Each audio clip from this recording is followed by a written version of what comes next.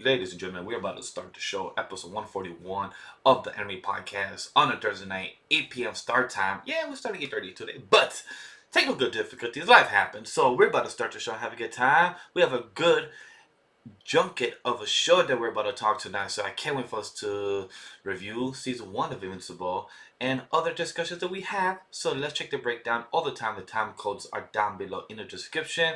And don't forget to like, comment, and we're back. Tell your friends and family to subscribe.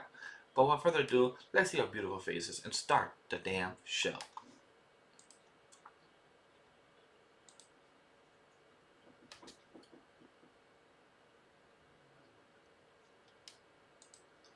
What's up, Anime Lily fans? How you guys doing? It's myself, Legend D Vash, and I'm here with my co-host, my panelists.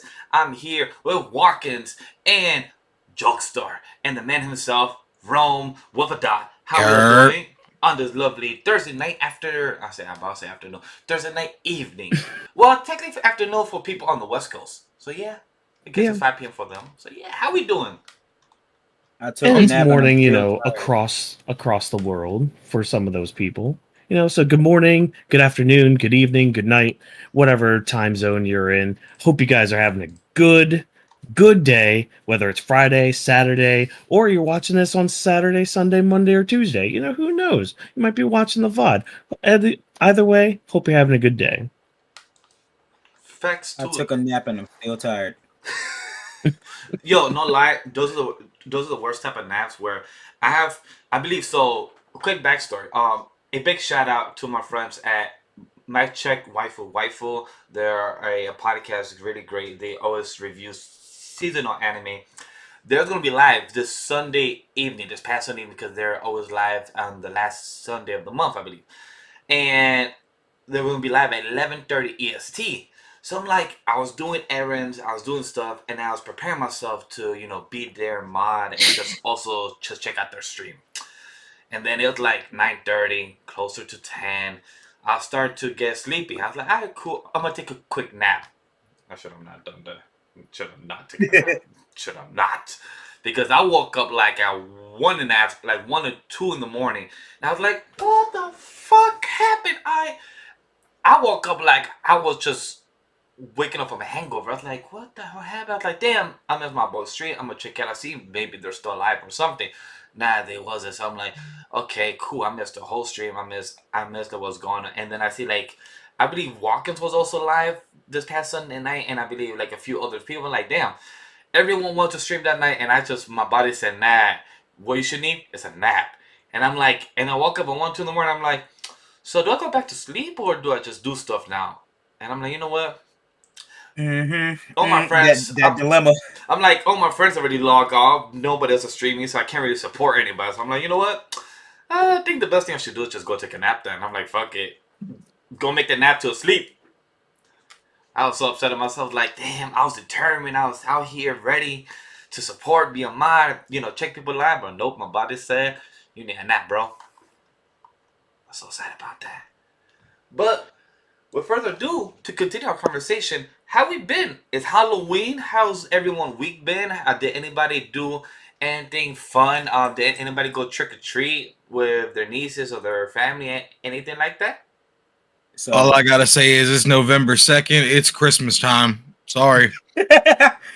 Happy holidays, folks. Oh, I have a friend I've been teasing. He hates when people start playing Christmas music right on November 1st. So me and a few people in our group chat have been kind of just teasing him a little bit, just sending different pictures of like Mariah Carey and stuff. It's been great. Nah, the only song I better hear from November 1st to what day fucking is Ain't no Thanksgiving songs. No, there is. Is a lady at the church sewing That don't count. Hell yeah! That is not. Yes, bro, yes! That's the one song I want to hear until November 23rd on Thanksgiving. That's not even a Thanksgiving song. No, that's the Thanksgiving anthem. Anybody asks anybody, that's the Thanksgiving anthem. The Thanksgiving anthem is "Sweet Yams" by what's his name, Fetty Wap. I put in the side chat what I was dressed as for Halloween. I just went to work. Put the picture up on the live stream so everybody can see Paul's costume. Man, my costume was hype. I was Yeah, dressed as Miles Morales 2099 suit from the game version. For like, I had a hoodie and everything. Yeah, it was dope as hell. Oh, that was the suit I used Nice. primarily in the game. I was dressed up as a disgruntled pizza delivery man. What? That's very accurate. So you were Peter Parker. No, I was at work. Peter Parker. I was at work. But you know, Peter Parker has a side gig as a pizza delivery.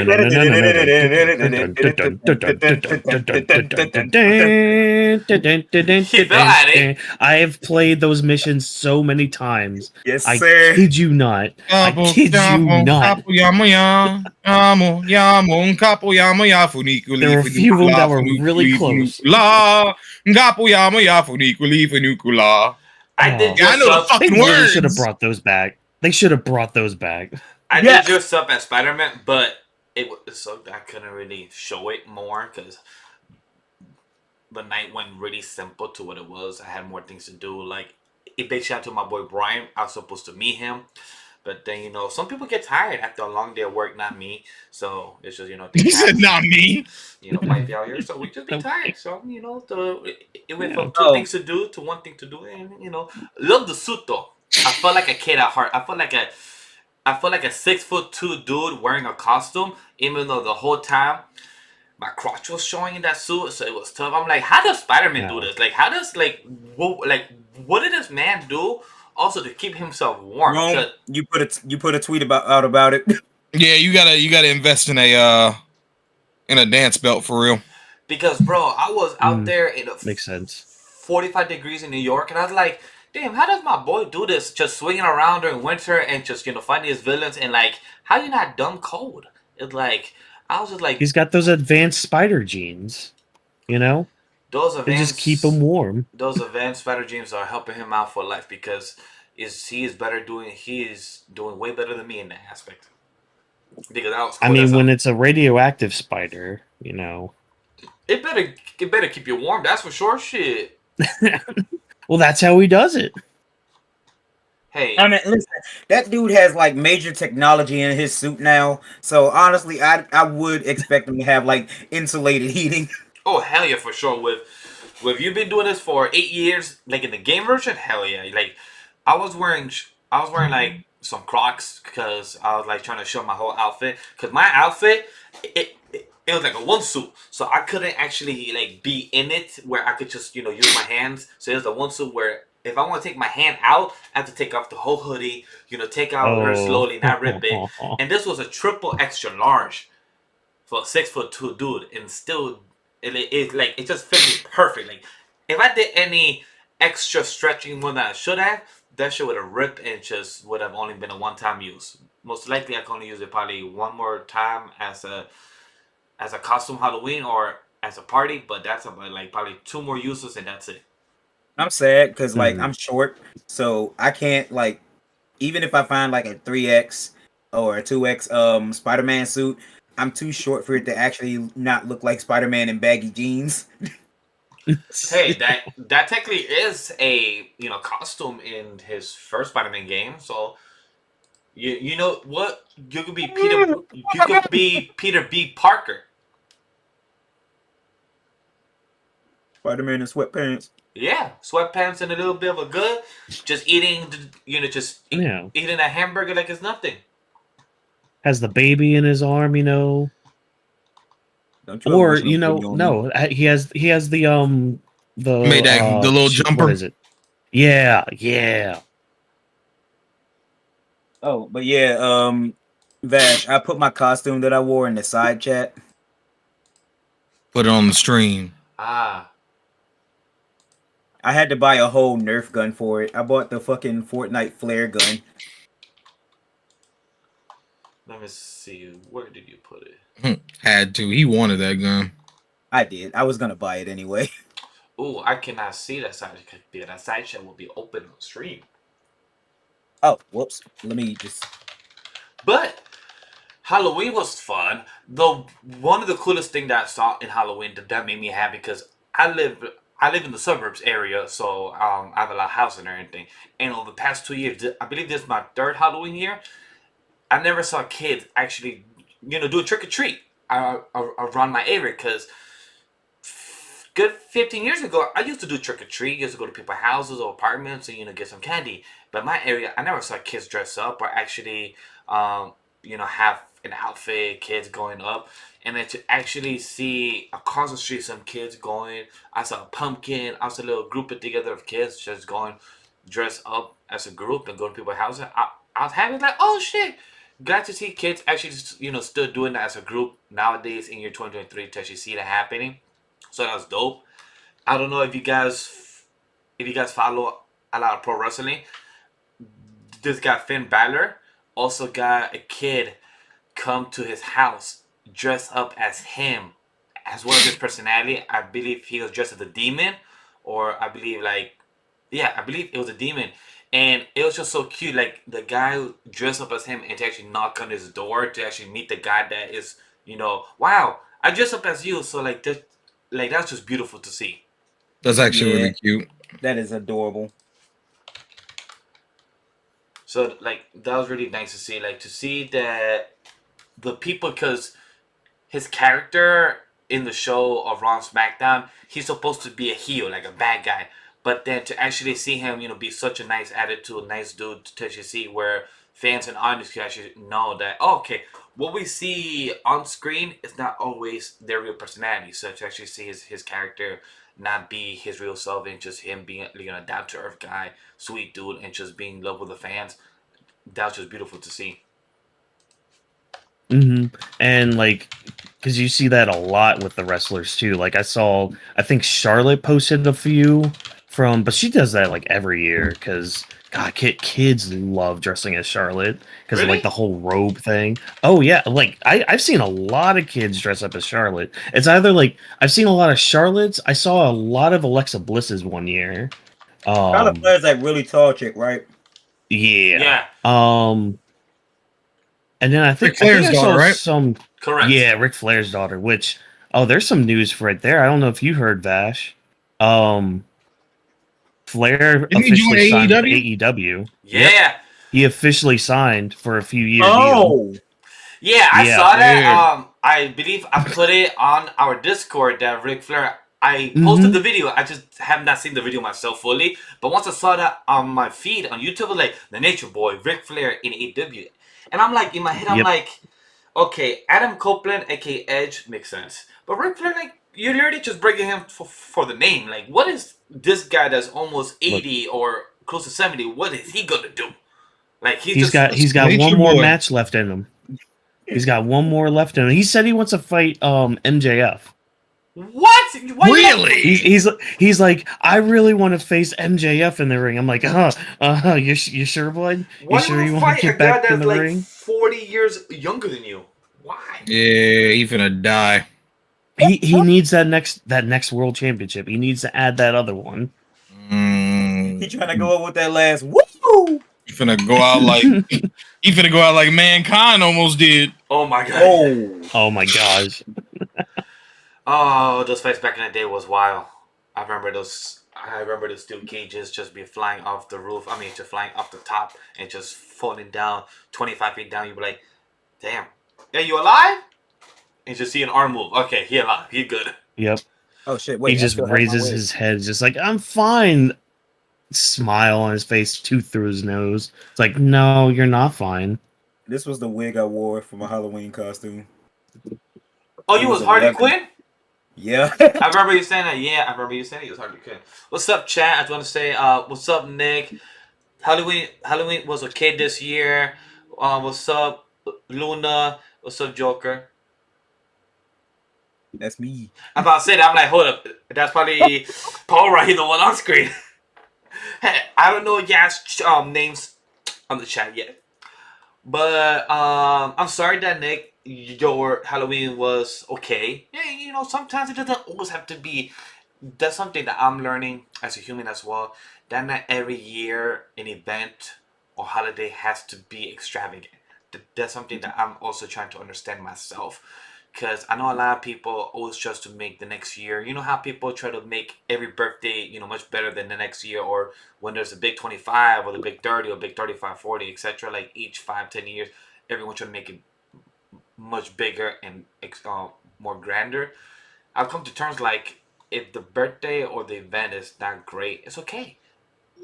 That's okay because that means an excuse to make it better next year. And it's okay if it doesn't happen. That's something that with my Halloween, it was okay. I hung out with my friends. I hung out with my brother, and it didn't go perfect. But at the end of the day, it was good, pleasant, and it was safe. And that's the best way you should have it. That part. That's the best way you should have it in that aspect. So, for Yep. does anybody have anything else to say of what how the week was or Halloween was? If not, let's transition to what we've been consuming. Because, with Halloween being end, there's also a theme of Halloween month that people may have been watching something, Halloween horror, or anybody have seen anything of comics, movies. What have you been watching lately, guys? That we could talk about. Well, I was gonna binge all the Scream movies, but that never happened. No. Didn't Scream 6 was this year, wasn't it? Earlier this year, It but was. God, They made a that Scream feels like 6? forever ago. yeah, it was like January, I think. Was that They what made a Yeah. Scream 6? Yeah. Yeah, bro. Yeah. Yeah, they're still making Scream movies actively. Was Yeah, that the it one was was it was that, March 10th. It had the girl from Wednesday. Yeah. no. It had, Oh yeah, it was her. Yeah, she was in. it had the girl from Wednesday, and it had the girl from Into the Heights, or In the Heights. Yeah, it was Jenny In the Ortega Heights. and Courtney Cox was there as well. What's the other girl's name? I can't remember. I can never remember her name. I Melissa don't Barea. remember. That's the one with the very strong eyebrows. Yes, because she was also in the Heights. And girl was good. So for anybody, Oh, In the Heights was amazing. I love that movie. same. Yeah, I don't consume anything really horror, so I watched some anime other than binging Invincible. I watched some anime, primarily just romance anime, and I started Air Gear again because it's one of my favorite sports anime of all time. I watched Air Gear I started watching Air Gear for the first time like a couple months ago. It's very nice. Yes, sir. I wish they would continue it. For me, what? It's such a 2000s ass anime though. What about y'all? So let's see. Like I've been reading a lot of manga. Sorry, Two-Face? What? What? Oh, somebody put in the chat. Two-Face from the animated Batman series passed away. Yes. Also, by the way, rest in peace for him, and also to Matthew Perry. Fucking Matthew Perry, man. That is a big for anybody that have seen Friends or have been part of a big type of television in the early '90s. Matthew Perry was a big instrumental to the character of comedy. Making jokes and everything like that. Anybody could relate to the comedy relief of his character. And Matthew Perry died at a young age, early 54. 50s. So yeah, 54. So for The only good character on that show. I'll enjoy, stand by that. enjoy. I'll stand by what I just said.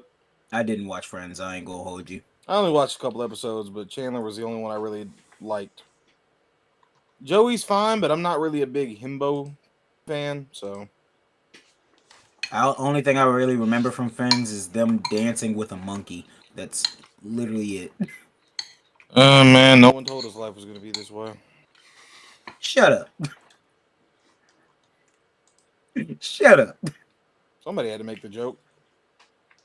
Yes, he was very young. So yeah, man.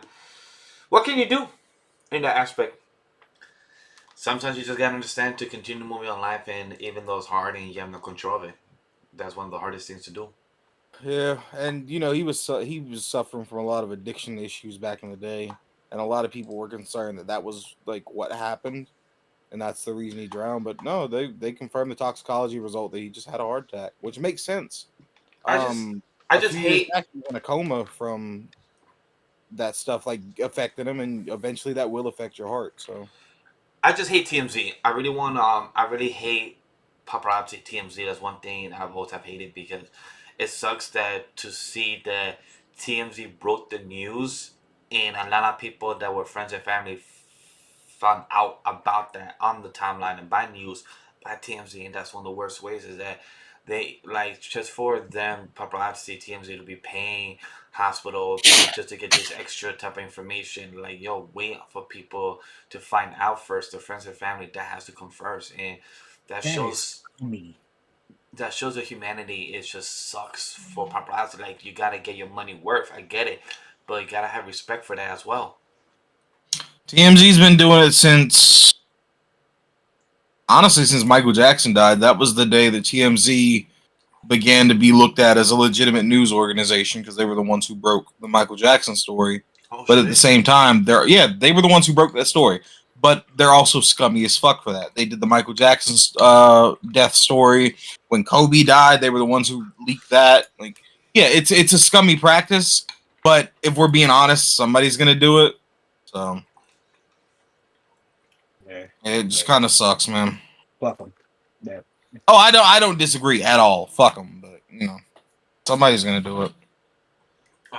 Let's say yes, paparazzi are the worst. Is what can you do? Life is tough. Life did not prepare you for this. At the end of the day, like I tell my wife, I tell my family, it's like there's no guidebook to life. We're just literally living it day by day and doing the best we can to guide ourselves where we want to be and where we want to head into what direction or to what destination part of life is. So that's the tough part of it. But for me, I have not watched any anime this week, which is weird. I've been wanting to watch. I've just been reading a lot of webtoon, random webtoon series like um 18 and over type of webtoon series. So it's I don't know why they hook me in quick and it's just easy to scroll up and I just read like chapters 1 through like 25 mad quick and I be hooked into the story at times. I am about to start, or because I seen the first season, but I'm about to start the second season of JJK because I just saw Toji for the first time. Oh, Okay. I saw right. somebody reacting to him on a TikTok. Why is this the most hands-on Black Air Force dude I've ever seen in my life, bro? Like, good God, that who he came in and did whatever the fuck that red thing was the worst way. Dude, that's usually the first reaction people have with Toji, especially with the scene that you're talking about. Oh, bro, I saw that shit. I was like, yeah, I'm about to binge the fuck out of the second season. I gotta catch up. I need to catch up too. I stopped when Shibuya was starting, mainly because I wanted some of that to build up. But now we're getting to the heavy stuff. Like we're getting to the good hands that are about to be thrown. So yeah, I'm gonna have to catch up again. But I've actually watched a couple of anime myself just last night. Which ones? So I watched the first episodes of a couple things. I watched the first episode of Shy. Pretty good so far. Shy? It's all right. It's basically like you got like these like a superhero for each country. So Japan's superhero is this really, really, really shy girl. And I don't want to say too much about the first episode, but it's good. It's got a good premise to it. But I think it's gonna be one of those like comfort shows a little bit. Even though it kind of starts talking on some heavy things of being a hero. Like, okay, there's like if you're saving somebody, for example, and they get hurt, like you kind of save them, yes, but they still kind of got hurt, so you kind of got to deal with that stuff, going on. But I'm hoping it dives a little deeper in that, but we'll see. But I've only watched episode 1 of that, and I've watched episode 1 of Frieren, and that made me have an existential crisis last night. I've heard Oh my God! Like, no, I've heard of that show being that good as well from the first episode. Mhm. I've What's seen it called people- again? Fearing. It's called Freerend Beyond Journey's End. I think there's like 5 episodes that are dubbed right now. I watched the first episode dubbed, but I think there's like yeah, okay. I've 7 seen the or first 8. 4. I've seen the first Mm-hmm. 4 episodes. It's beautiful. Yeah. It is Okay, good. beautiful, bro. Good. I because again I have only watched episode 1 so far, but like that was really good. Again, it made me have a little bit of an existential crisis just because of hey, my life is short because I'm a human. Oh no, I'm already like almost halfway through my lifespan. I'm Like, gonna hate myself for the sentence I'm about to say, but yeah, the first show you described, which is a Shy or something like that, yeah, it sounds like My Hero Academia, and I hate that I'm gonna say this, mixed with Italia. I could see that. Yeah, I would just have.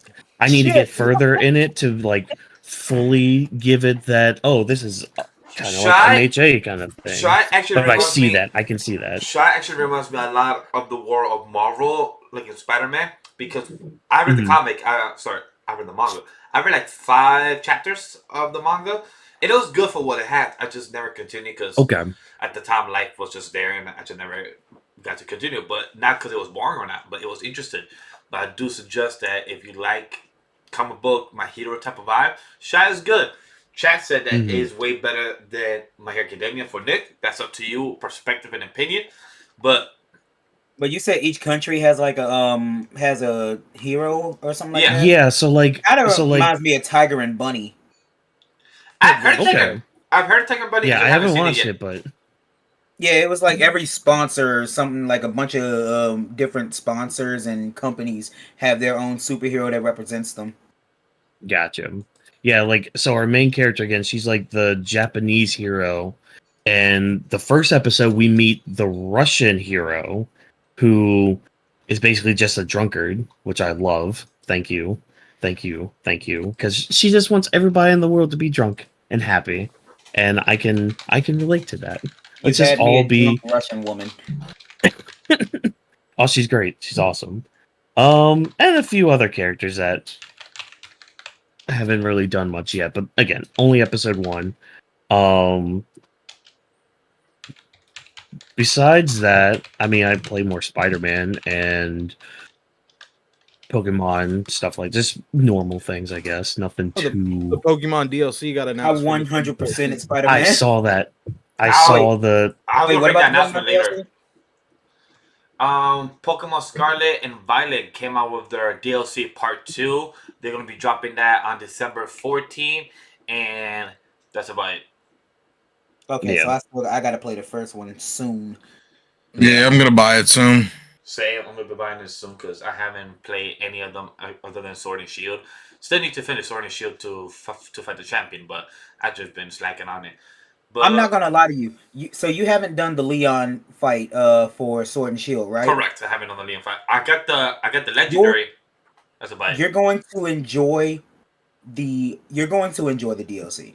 The DLC is actually really good for Sword Yeah. and Shield. Yeah, I've heard about the that. DLC is pretty good, especially the Crown Tundra one. I really like that one. Oh yes. Yeah, just because of some raids that you get to do. You good, Doug? Yeah, Uh-oh. just food came down the wrong The way. excitement got to him. Oh, definitely. I would definitely be streaming my Pokemon stream. So if anybody would be on Discord, chime in and talk while I play the stream for sure. But I'm not done with Miles Morales Spider-Man game either, and I was playing it on Halloween, like 2 hours before we were going out. I literally was.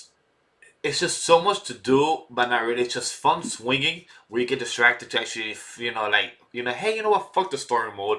I'm gonna just collect the other little small shit around Manhattan and just start swinging around. Like I have to go meet the girl that's a tinkerer, or meet the girl that's a bad guy, and I have to meet her like all the way uptown, like in the west side. But I'm like all the way downtown of Manhattan, and I'm just web slinging, going to do missions, taking out bad guys. I'm like, I gotta do the story mode. I literally played 2 hours. I went from 49% to 51% just to 2 hours. I literally did like Yes. just completing side missions. just for 2% more, and I'm like, I'm okay with this. I'm taking more longer than I should, but I'm like, I'm okay with this. It's not the end of the world. That was literally my stream on Saturday. I was doing a lot of the side stuff, and just 2 hours passed by. I'm like, all right, well, I'm not done yet, so I'm just gonna break real quick, and then we're gonna keep going. 4.5 hour stream just went by like in an instant. That's scary sometimes when like you just get lost in a game like that. Oh yeah, it's just great because I was watching. I don't know if anybody was watching Abe. He streamed for 36 hours, and it's just like I was watching him throughout the time of those nice 36 hours he was playing.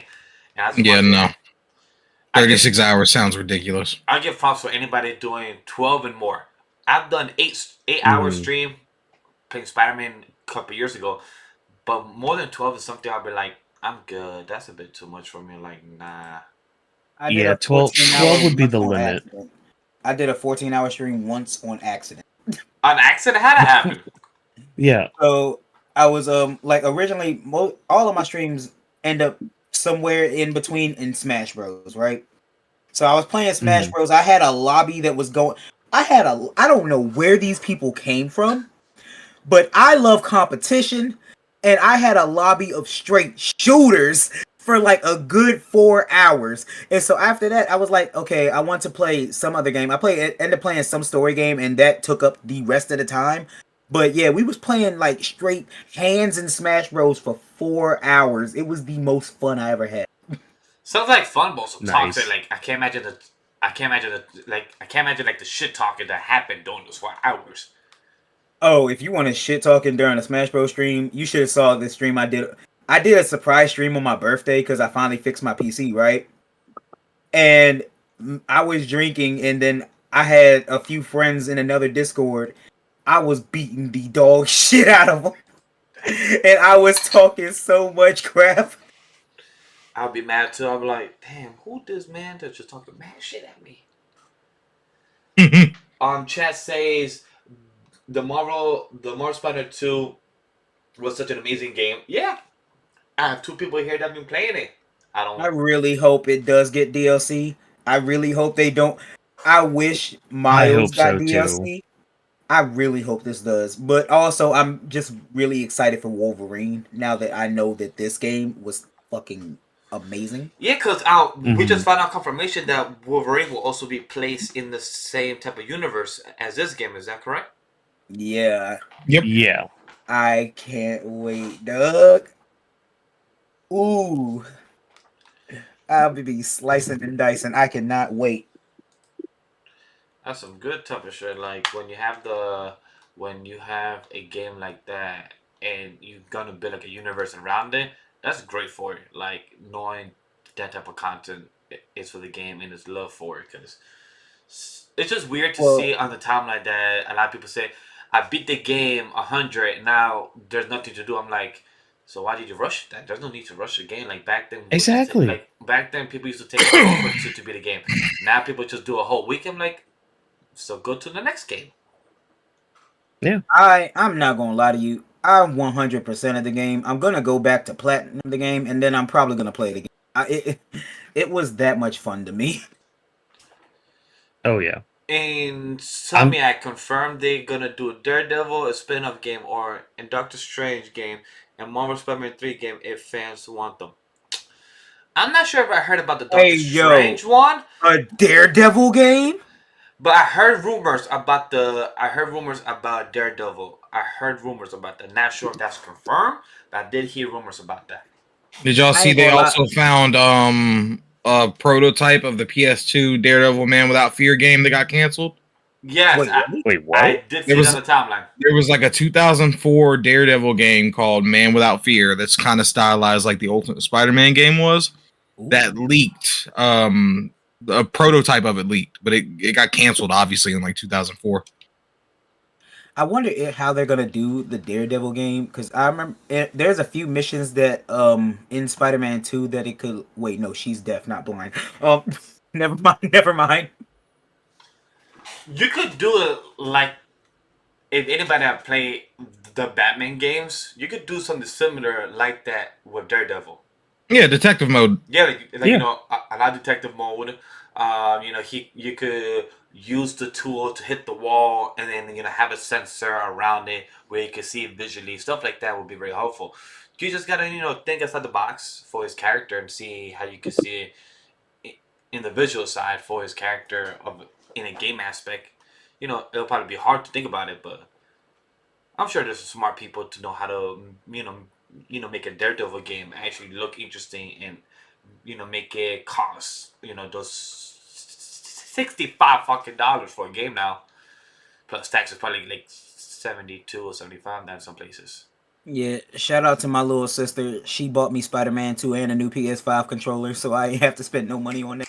Amen to that. Amen to that. It's great to have those family members for that. But let's transition to our beautiful segment that we have. Otaku news and updates. Because we have two things big to talk about. One of them we already discussed about the Pokemon news that dropped today that we have in December 14. Now, with the one that is big, let's just get out the way. Marvel, over this past week, has some crazy clickbait news, article news, rumors that's been going on over the past couple of days. So this is a discussion podcast, and I would want to get to the discussion aspect. How do we feel about the recent rumors and things that's dropped? For example, switching from the storyline from Kang to Doctor Doom, bringing back the original Avengers back to life. How do we feel about this? Because I know we're all comic book fans. We all understand that no comic book character is actually dead because there's some way, there's alternate, there's variants. I always, my point in my stand, I always felt like they would have brought Robert Downey Jr., ScarJo, other characters that have passed away, and brought them back in Secret Wars. That was always the point of what Secret Wars is in the comics. There's other type of versions of you with a different personality. Where we gonna meet the official 616 version of what we know in the MCU, Robert Downey Jr.? Who knows? Only time will tell. But now with these big rumors of the allegations of what happened with Jonathan Majors earlier this year, they're now switching just like, hey, let's not deal with the drama, let's just switch to Doctor Doom. But I felt like the point of phase 1, 2, and 3, alright, cool, we have our boy Thanos. Phase 4, 5, and 6, we have the multiverse problem, and that is with Kang. Then phase 7, 8, 9, I felt like was the most reasonable thing was to have Doctor Doom next after that, because he could be a big type of villain to even fight the Avengers like he has in comics, where Doctor Doom has fought the Avengers himself alone and has at times taken them down or to some point have a standoff. So I felt like that was the most reasonable thing to happen. But for this past week, with all these type of rumors and clickbait, how do you guys feel about that? I'm gonna be Funny real. how it yeah, go ahead. I was gonna say the way I feel about it is Doctor Doom should have been the main villain of a Secret Wars movie anyway, considering that's what Secret Wars is. Agreed. But at this point, you've obviously knuckled down on the concept of He Who Remains and Kang and Victor Timely. Just ride it out at this point, because they've kept bigger stars for allegations too, and odds are, and while I don't think they should at all keep a star in spite of allegations, just because fuck it, I also think that there is no rational world where Marvel actually does that.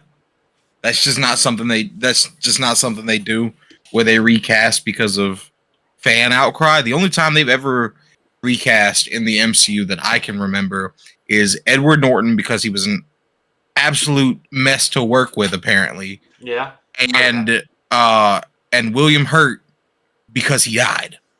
Like, William Hurt had some real serious allegations on him, and they still weren't going to recast him until he died.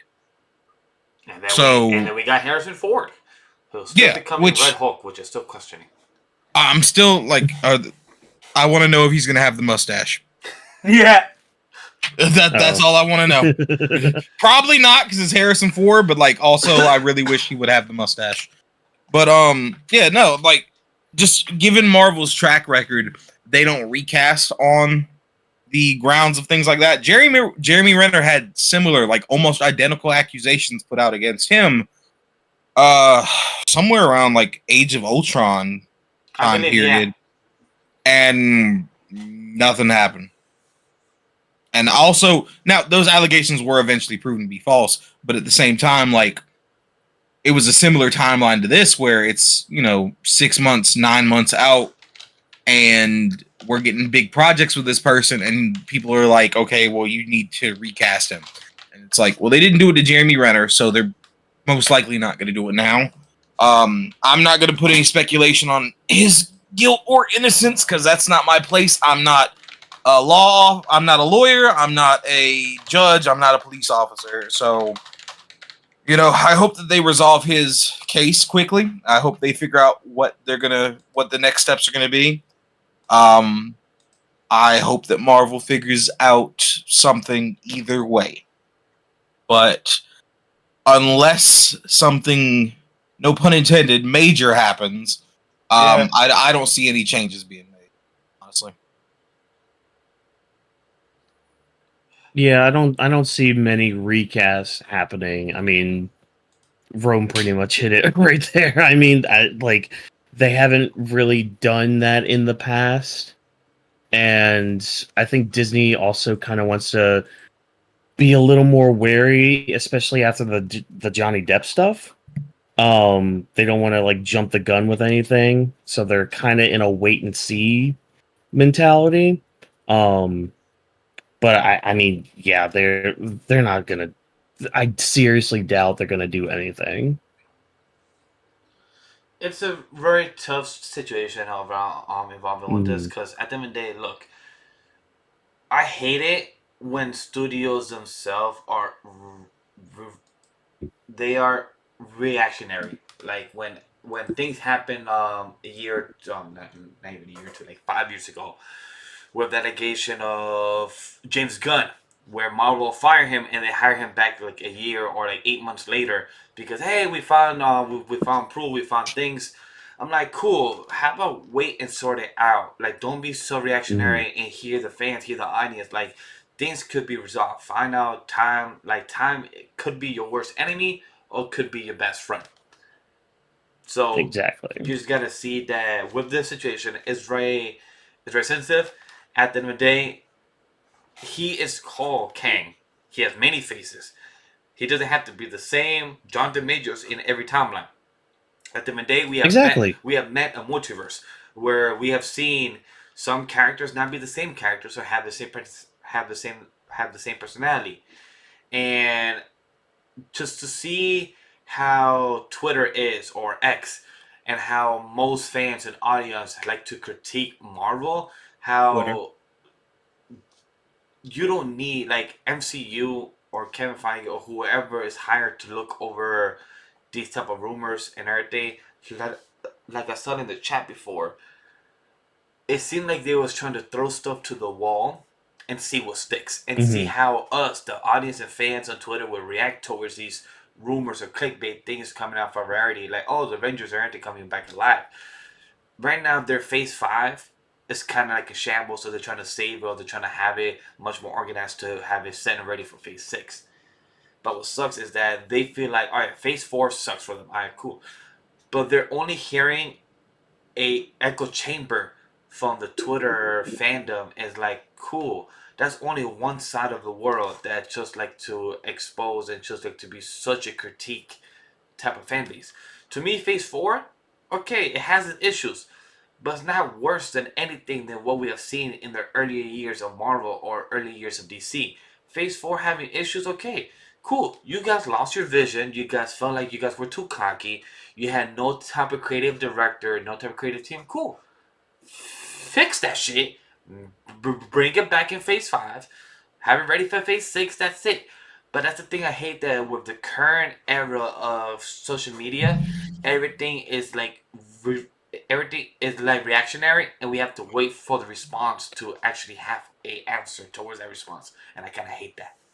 It doesn't help Well, that it's consumers have become extremely entitled lately as well. Yes, because I hated the like most when people say, "Oh, Phase 4 has no direction." Like nobody knew what Phase 1's direction was until we saw the end of Phase 1, and then it was leading into something huge, which was Thanos. We saw the Avengers. We saw a big ass shit about the Avengers being the case, and then versus Thanos, and that's going to lead up to Phase 2, Phase 3, and that was a big thing.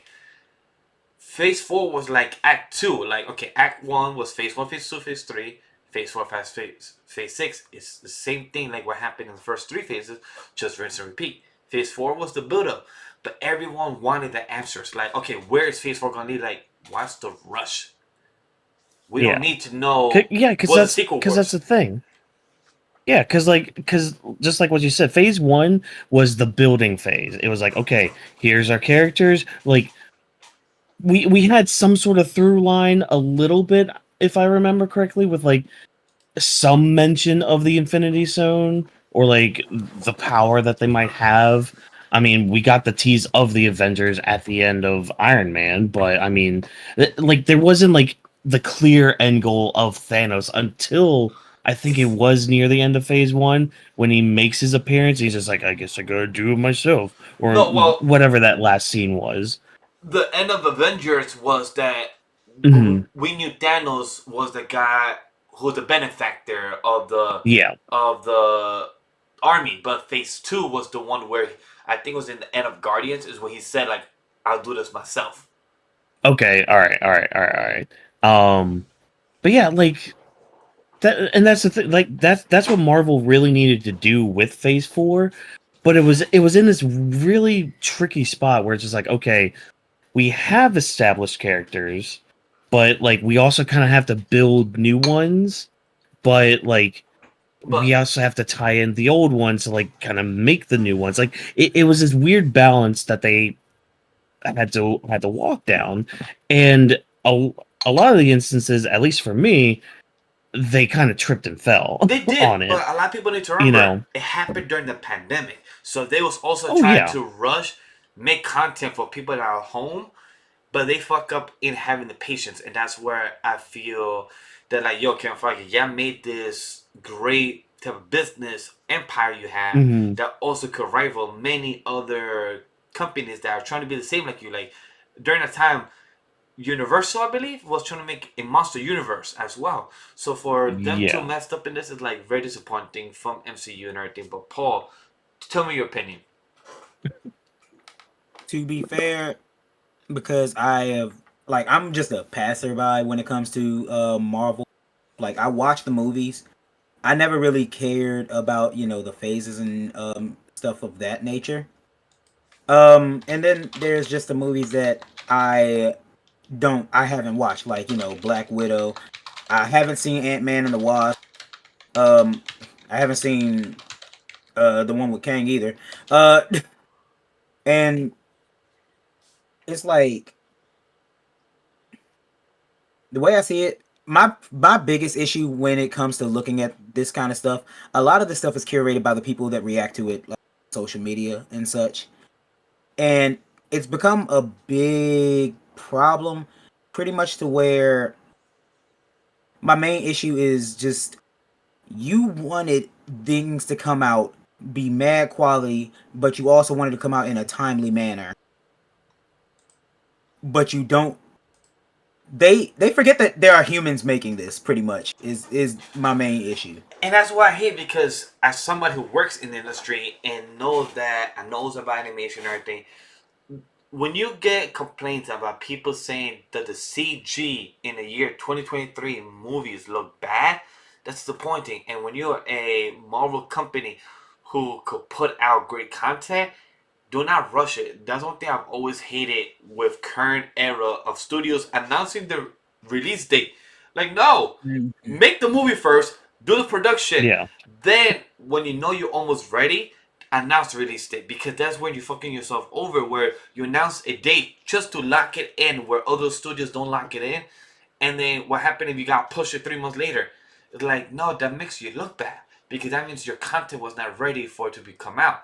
For me to hear Ant-Man, Quantumania, or Thor 4 having a floating head or the animation looking as bad as it does, that's not a good look.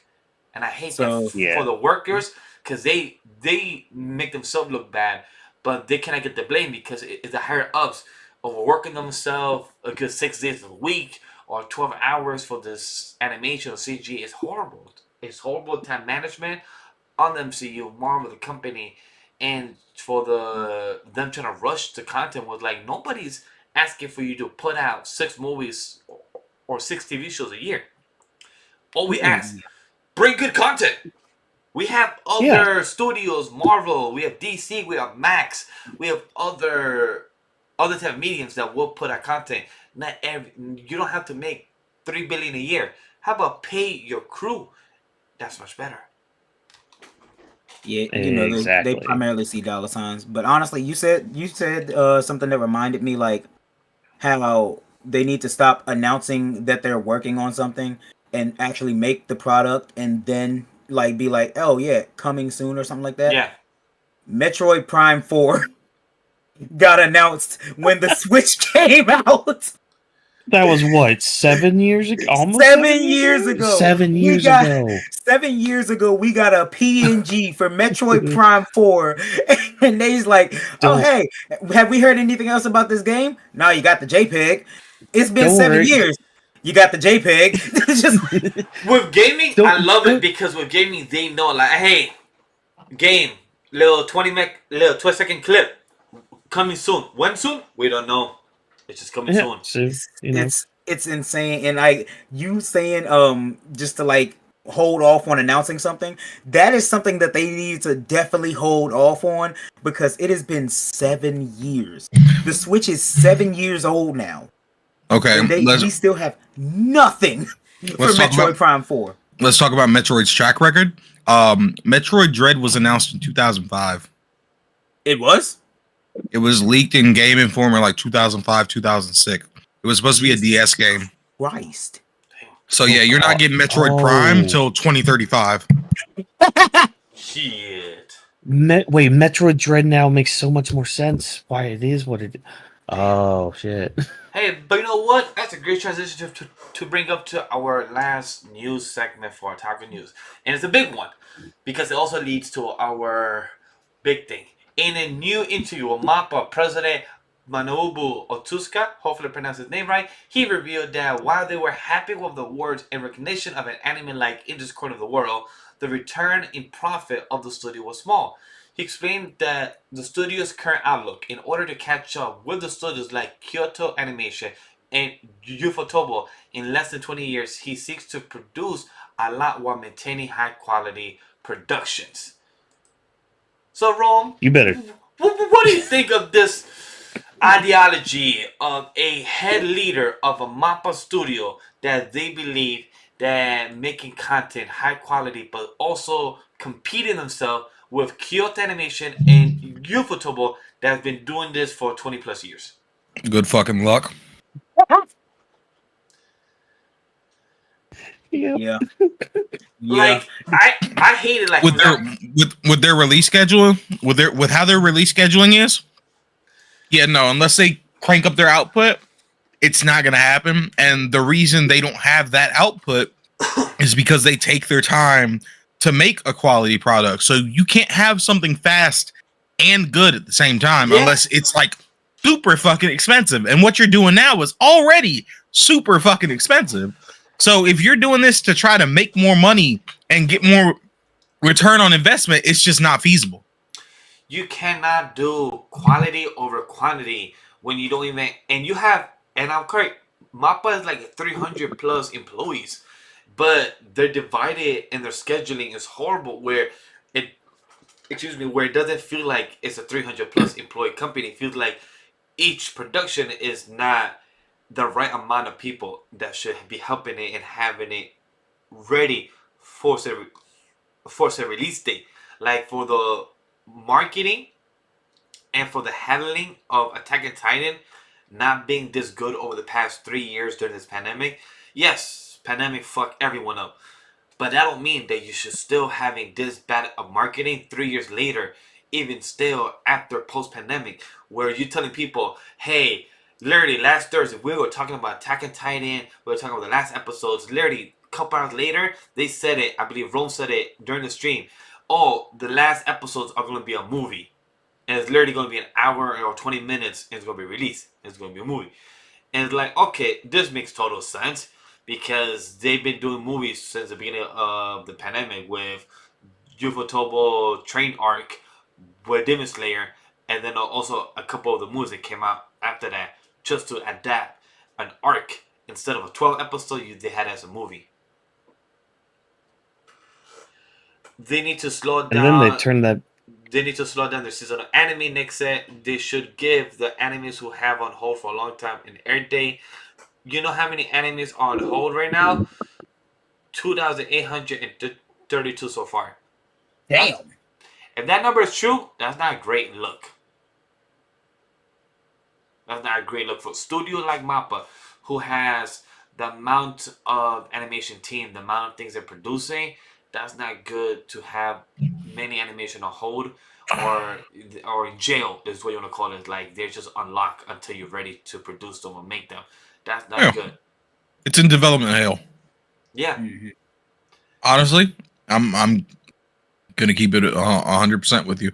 I think that once Attack on Titan is done, maybe they'll get a little bit more faster with their output, because I think Attack on Titan's popularity skyrocketed out of nowhere, and they were not expecting it to skyrocket like that, which is why they're going so gung-ho and being so fucking obsessive over the quality of it, because of how big the fan base is. But I think once they're done with it, assuming they don't go back and make like fucking specials of them in another world or side stories and shit like that, just to get more money off Attack on Titan, which they probably will, let's be honest. If they don't do that, yeah, their output's going to increase because they're not focusing all their manpower on Attack on Titan. But we'll see. Look at this. In MAPPA alone, in year 2023, they have 8 projects. 8 projects in this year alone. Villain Saga, Attack on Titan, Hell's Paradise, Campfire Cooking in Another World with my... what's the ending of this? I can't see the ending of the title. JJK, Tokyo Great Bears opening movie, and Alice in Terry's a movie as well. So they have 8 projects in 1 year. In the past couple years, they've been having almost 6 to 8 projects a year. You cannot produce good quality like this. Like in the year 2020, they had 10 projects in 1 year. The only realistic way they can is just if they massively overwork whatever staff they have. But Kyoto, they only have 3 projects a year, except 2021 they have 5. Other years they had 4 or 5. So they're at least balancing themselves to at least have 4 or 5 projects or less. But for MAPPA to at least have 8 or 10 in 1 year, you're not balancing or managing that very well for your own staff, and also to have good quality. You'd rather always have good quality of content over quantity. That's how you know, and you could have your team ready to always produce as far as they could. And I feel bad for MAPPA and his type of vision. Back in the day, he's a man that is a leader and he knows what he wants, and this is what he sees as vision. That he feels like he could be in competition with Kyoto and also Ufotable, who then make crazy animation in what they're known for. Like their animation is literally known for unlimited budget works. They have a nickname for that reason. Yes, sir. They literally have a nickname called Unlimited Budget Works. Budget works, bro. It goes crazy every time. I always laugh when I heard that a couple years ago. I'm like, oh, that's cool. Fate Zero. I never heard of this series. And like, oh yeah, it's made by a studio called Unlimited Budget Works. Like, huh? What? Is that really like no as a nickname? I'm like, it's a weird ass nickname. And then when I found out the reason, I'm like, that makes total sense of why they have that nickname. But at the end of the day, sometimes some people have budget, some people do, and you know who has budget? Amazon Prime. Because Invincible Season 2 dropped tonight. And you know what that means? That we're reviewing Invincible 1, Season 1 breakdown. So if you have not seen Season 1 of Invincible, you could pause or you could watch. Because, it's been like 2 years since the original show came out March 26, 2021. Season 1. We're about to get Season 2 on November 3rd, 2023. So it's been 2+ years. So time flies, guys. So for those that don't know, the series is based on a Skybound Image Comics title of the same name, Invincible, by Robert Kirkman, Corey Walker, and Ryan Utley. Invincible is an Amazon original series which debuted on Amazon Prime March 26, 2021, and Season 2 premieres tonight. So, I want to ask the chat down in the comment section, let us know what your overall thoughts of Invincible. And to my panelists, what are your overall thoughts? Let's start with you, Paul. What are your overall thoughts since you just binged it first time, right? Oh yes, sir. Oh First shit! time watching it. I'm I excited watched for that this. shit all day first yesterday. timer. Okay, all Okay, right. so what was question? Did you know anything prior before you saw this binge? Comic Storian, one of my favorite YouTubers, does comic reads of different comics all the time. I watched his video. Basically he read out the entire comic line of Invincible. And I watched that a little bit before the first season came out, and I thought, it'd be great. I'm just terrible at keeping up with weekly shows, so I just honestly forgot to watch it, right? So that's pretty much all I knew. What happened in the comics is all I knew of what would be in the show. I didn't know that they changed some things, Amber, in the show. Oh, I can't wait for us to discuss that. I didn't write her down. Wait, nope, I didn't. I'll write that down now. The good old Amber discussion. Oh, I can't wait for us to chime in on about that. And also, Prince is down in the chat. What's up, guys? Nick said by the way, there might be confirmation that Invincible might get to 8 to 10 seasons, so we might get crossover between DC, Marvel, Transformers, Power Rangers, and Benton, and others. Okay, I had that question in the chat below. So, chat, if you have any questions for us, we'll definitely answer them down below. Down to closer to the stream. But anything that's involving towards each of our segment, we will definitely bring them in. But Paul, continue. Tell us. So first thing I'd like to say, J.K. Simmons stole my heart with that performance, bro. Yes, sir. With me just knowing what Omni-Man was from the comics, I knew he was a psychotic bastard. That's literally all I knew. And like thinking about the voice that they could put behind Omni-Man, I couldn't, because I don't know actors that well, right? I don't fan cast at all for people who could voice act or people who could act as a certain character, right? I cannot think of anybody who would play better as Omni-Man than J.K. Simmons. Especially during because you can tell he's acting to be human throughout most of his spoilers. performance. So it's full spoilers right now. So you could say right now this is full spoilers of season 1. So you could tell us what's up. All right, cool. So this nigga's acting to be a human, and you can tell he's pretending to be a human. They don't know that Norman himself, not Omni-Man, but Norman himself is an alien. So the way he speaks to other humans it's kind of, you can tell it's kind of like, oh yeah, I'm not hello fellow people type bullshit. And his voice during that, amazing. His voice during the rant against Invincible during that fight, amazing. His voice, I love the voices. Like Mahershala Ali did great as Titan. Oh yes. I forgot the voice of Invincible himself. He did amazing. Stephen Wynn. Thank you. Yeah. But J.K. Simmons stole that show from me.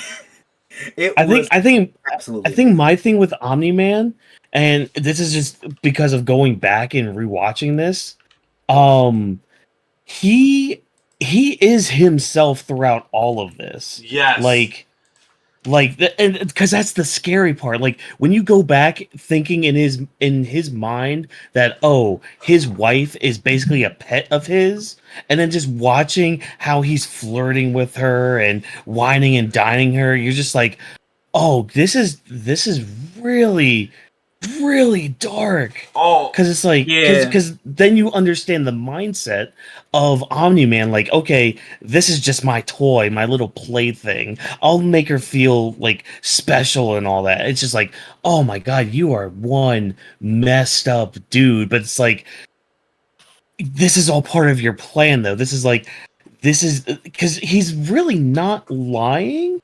He's just holding things back. He's not, specifically saying everything, because that's the thing. He's just following his mission. And like when you go back to season 1 at that beginning, just having that mindset, I messaged in our chat. I was just like, man, this show is so much better, so much better than I remembered.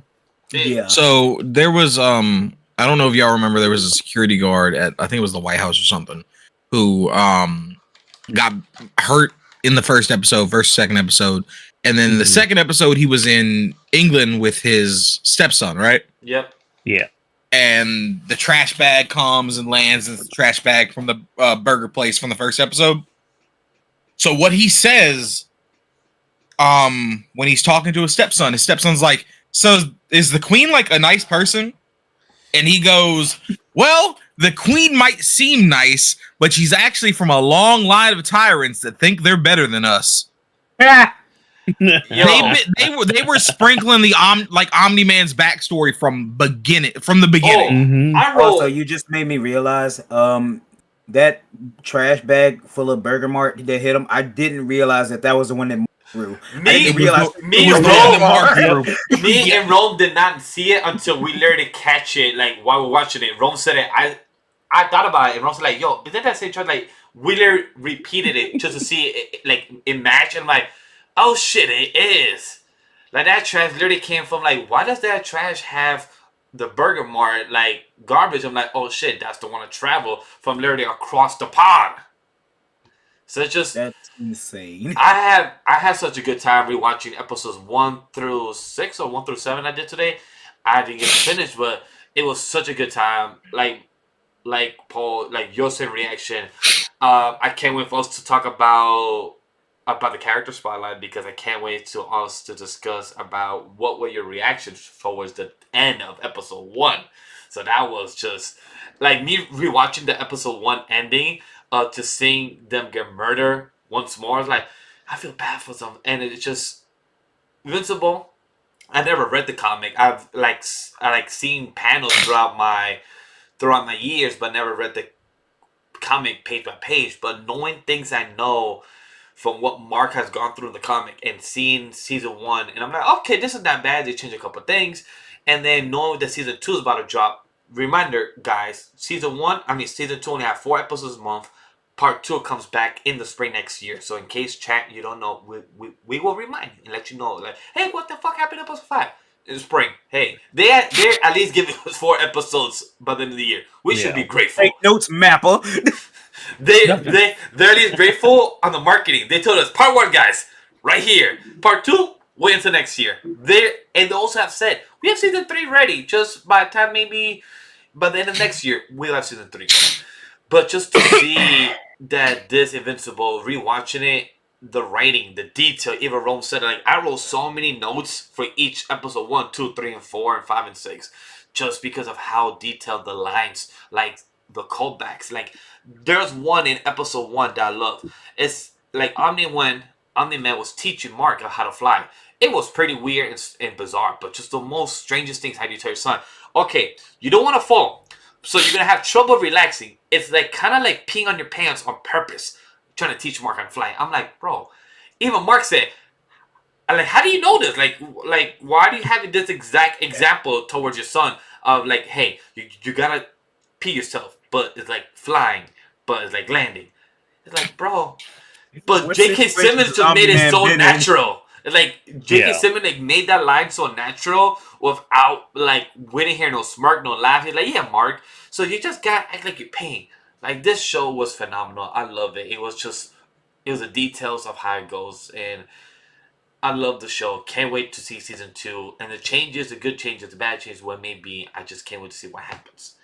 So Anybody has any overall thoughts on the show that they want to chime in before we go into our character spotlight?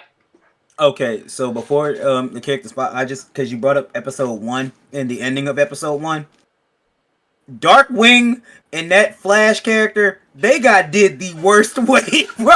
Yeah. I literally wrote this. Yo, they got did the absolute worst. Like, first of all, dude getting his head crushed while basically breaking his hands, No. hitting him like this essentially before he gets killed.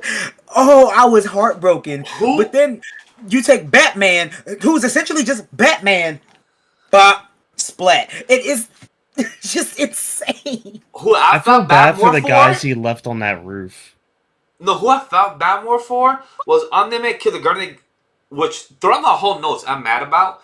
I wrote Guardian of the Galaxy the whole time throughout my 6 episodes notes until I'm like, oh, Guardian of the that's Globe. I'm like, I kept fixing that, like, fuck. I'm like, this is just totally wrong group, wrong character. This is Marvel. This is the wrong one. But I literally wrote, felt bad for Darkwing and the Crystal Girl because they got murdered so fast that they couldn't even defend themselves. Yeah. Batman literally went bam bam. He went literally like Hulk did to Loki. The girl face, bro. And the girl, he literally just grabbed the crystal and just murked her. Girl didn't do anything. She reacted like, oh, and then bam. Wasn't it like the battle girl? He like twisted her neck and then just like pulled it out. No, well, no, he didn't even but do that. At the end, he basically capped her knees, so she was That's on her what knees. it was. But the thing is, Yeah. they fought at least. But Batwing and Crystal Girl couldn't do shit. Like, they literally got one-handed murk. And I felt so bad for them. Red Rush, Joseph at least did something before he got killed. Like, he at least, okay, I'm not getting my head squeezed. I'm gonna at least continue punching until I give out. God. He literally went on to the bitter end. And that's Like, yeah. And it was the fact that Omni-Man recognized that he is the main distraction of this fight. He had to be the first to go. Yep. Like, because everybody can catch me off guard as long as this little fast nigga just keeps like, run, bow, run, like, you know, just distracting him. So next thing you know, he's getting hit with a mace. Next thing you know, he's getting splashed with water. That fish nigga was kind of useless. I'm not gonna hold you. Yo, I love when he gets the call. He's just like sitting down his and he said, like, yeah, action. action. Do you feel like that's how Aquaman is? Like, oh yeah, just Yes. blub. Oh shit, call from the Justice League. Oh, no, Aquaman does more shit at least. Like, this dude acted like he was bored. I'm like, bro, you about to get murked. Like, nah, bro, like, you should have not answered this phone call. I was watching the scene, and I'm like, people should have just ignored this phone call. Like, people should have not answered. Like, people should just let, you know what, I'm gonna go to voicemail. But, And it's like, I feel like not even all of. I get why he murked them, because you know, it's essentially he had to get rid of the main contenders who could fight against him for his plan to take over the Earth, right? To bring, you know, Viltrum to Earth. I get that. Half of them niggas were kind of useless. They couldn't have done nothing to y'all. hell. Like Darkwing is Batman, yeah. He couldn't have done nothing to a Viltrumite. It's not like Batman with the Kryptonians where he got kryptonite on deck in a belt. Yeah. There ain't no Viltrum, whatever the fuck rock y'all got, right? You had no reason to kill him. Realistically, what could Green Bitch do? What could she have done? exactly, that's what I'm saying. I felt bad for her. But, let's get to it. Since we're on the conversation, let's go to our character spotlight. And let's talk about the original Guardian of the Globe, since we're on their conversation, but the dead one. So we had Red Rush, we said he went in swinging. Joseph, he went out. Curious, he was useless. Like, he literally just got, as a fish head, he literally got murdered. I gotta give props to Immortal and, I believe her name was Wonder Girl, or, what was her name? War Woman. Yeah, War Woman. They both were champs. They were trying against Omni-Man, so I can give them props. Immortal Man, in this fight, by episode 1 and by episode 8, man was not with the bullshit. He like, all right, cool. You just took my head off and everything. I'm done with this bullshit. But episode 8 fight, like he went on, like he was like, yo, I gotta hold it down. But Immortal still couldn't do shit. Bro, because what he did to Immortal is what I like to call the Viltrumite special. And I'm talking about what he did to him in episode 8. Because in the comics, it's a normal thing. It becomes a normal thing when they introduce because as we know from the end of Invincible, there are more Viltrumites out there. Yes, correct. Yeah. So That nigga Thrag! sir. Don't, So when we get to the other like Viltrumites, you can tell that it becomes a normal thing for them to just stick their fist through somebody's stomach. And like when he did it to Immortal, it was so beautiful, dog. It was like and then after like Immortal still tried clawing his eyes out, sticking the thumbs in his eyes, and he hit him with the cross chop. Like I felt bad because Immortal had to die twice. But he died in the hardest way possible. Who I felt bad for was my boy Martian Man. He was with a little girl. He said, yeah, I expanded myself in the best way I could. Yay. Oh, you can't come. yeah. You know, this is big league stuff. Went in, and like my boy. I was high-key thinking, what if he took her? I was high-key thinking, what if he took her along with him? Oh, he would have felt so bad. I'm like, bro, that's a whole murder scene right there waiting to happen. Hell nah.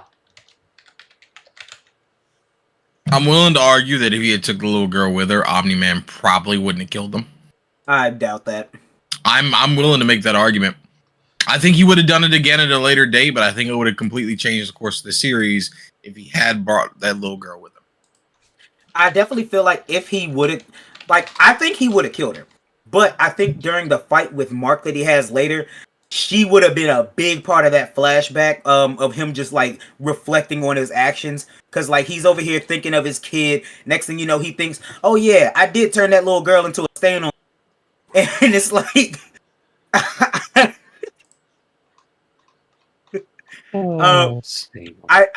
I don't believe he was human enough to not kill that girl if he bought him.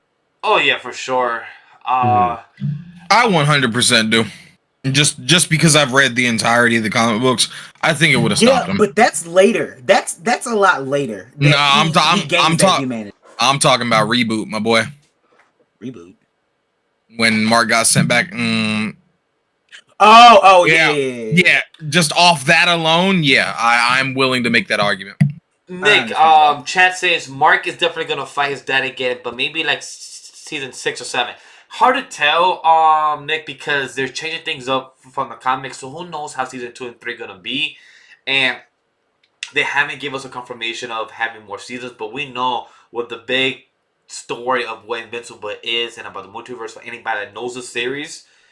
They could have 7 to 8 seasons, so we could have the story be done by the year 2030. But it depends how they want to tell the story and where they want to take his character Omni-Man in this actual adaptation. Season like 4 or 5 is going to be a fucking mess, and I'm not looking forward to it. Boy, is it. Whenever they introduce Anissa, it's going to be a fucking mess, and I'm not going to be on the internet when that happens. I'm gonna feel bad for Mark and that shit. I don't want to be around the fucking idiots on the internet when that happens. The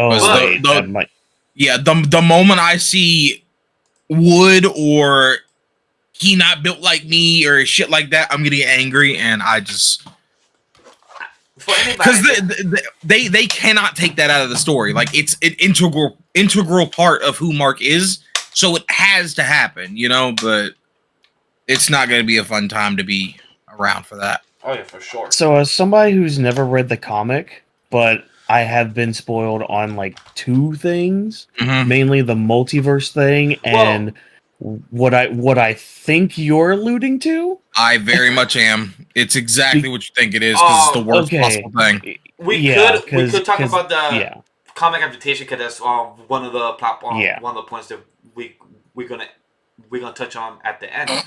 But let's continue on with how we feel about the GDA, about Cecile, Donald, how they handle all this mess throughout season 1. Them working with Bloodborne. I mean that's his name, right? Bloodborne or Blood. Dark Blood? Dark Blood. Dark Blood. Dark Blood. Dark Like Blood. having this whole situation. Like, what do you guys think of the government side of things in this show? Because they was handling with Robot, Cecile with his teleportation, which that power is dope as hell. So like, what do you guys think of the government in this show? I can't wait till Cecil gets turned into a fucking shepherd's pie. Oh, I so hate him me and- so fucking much, bro.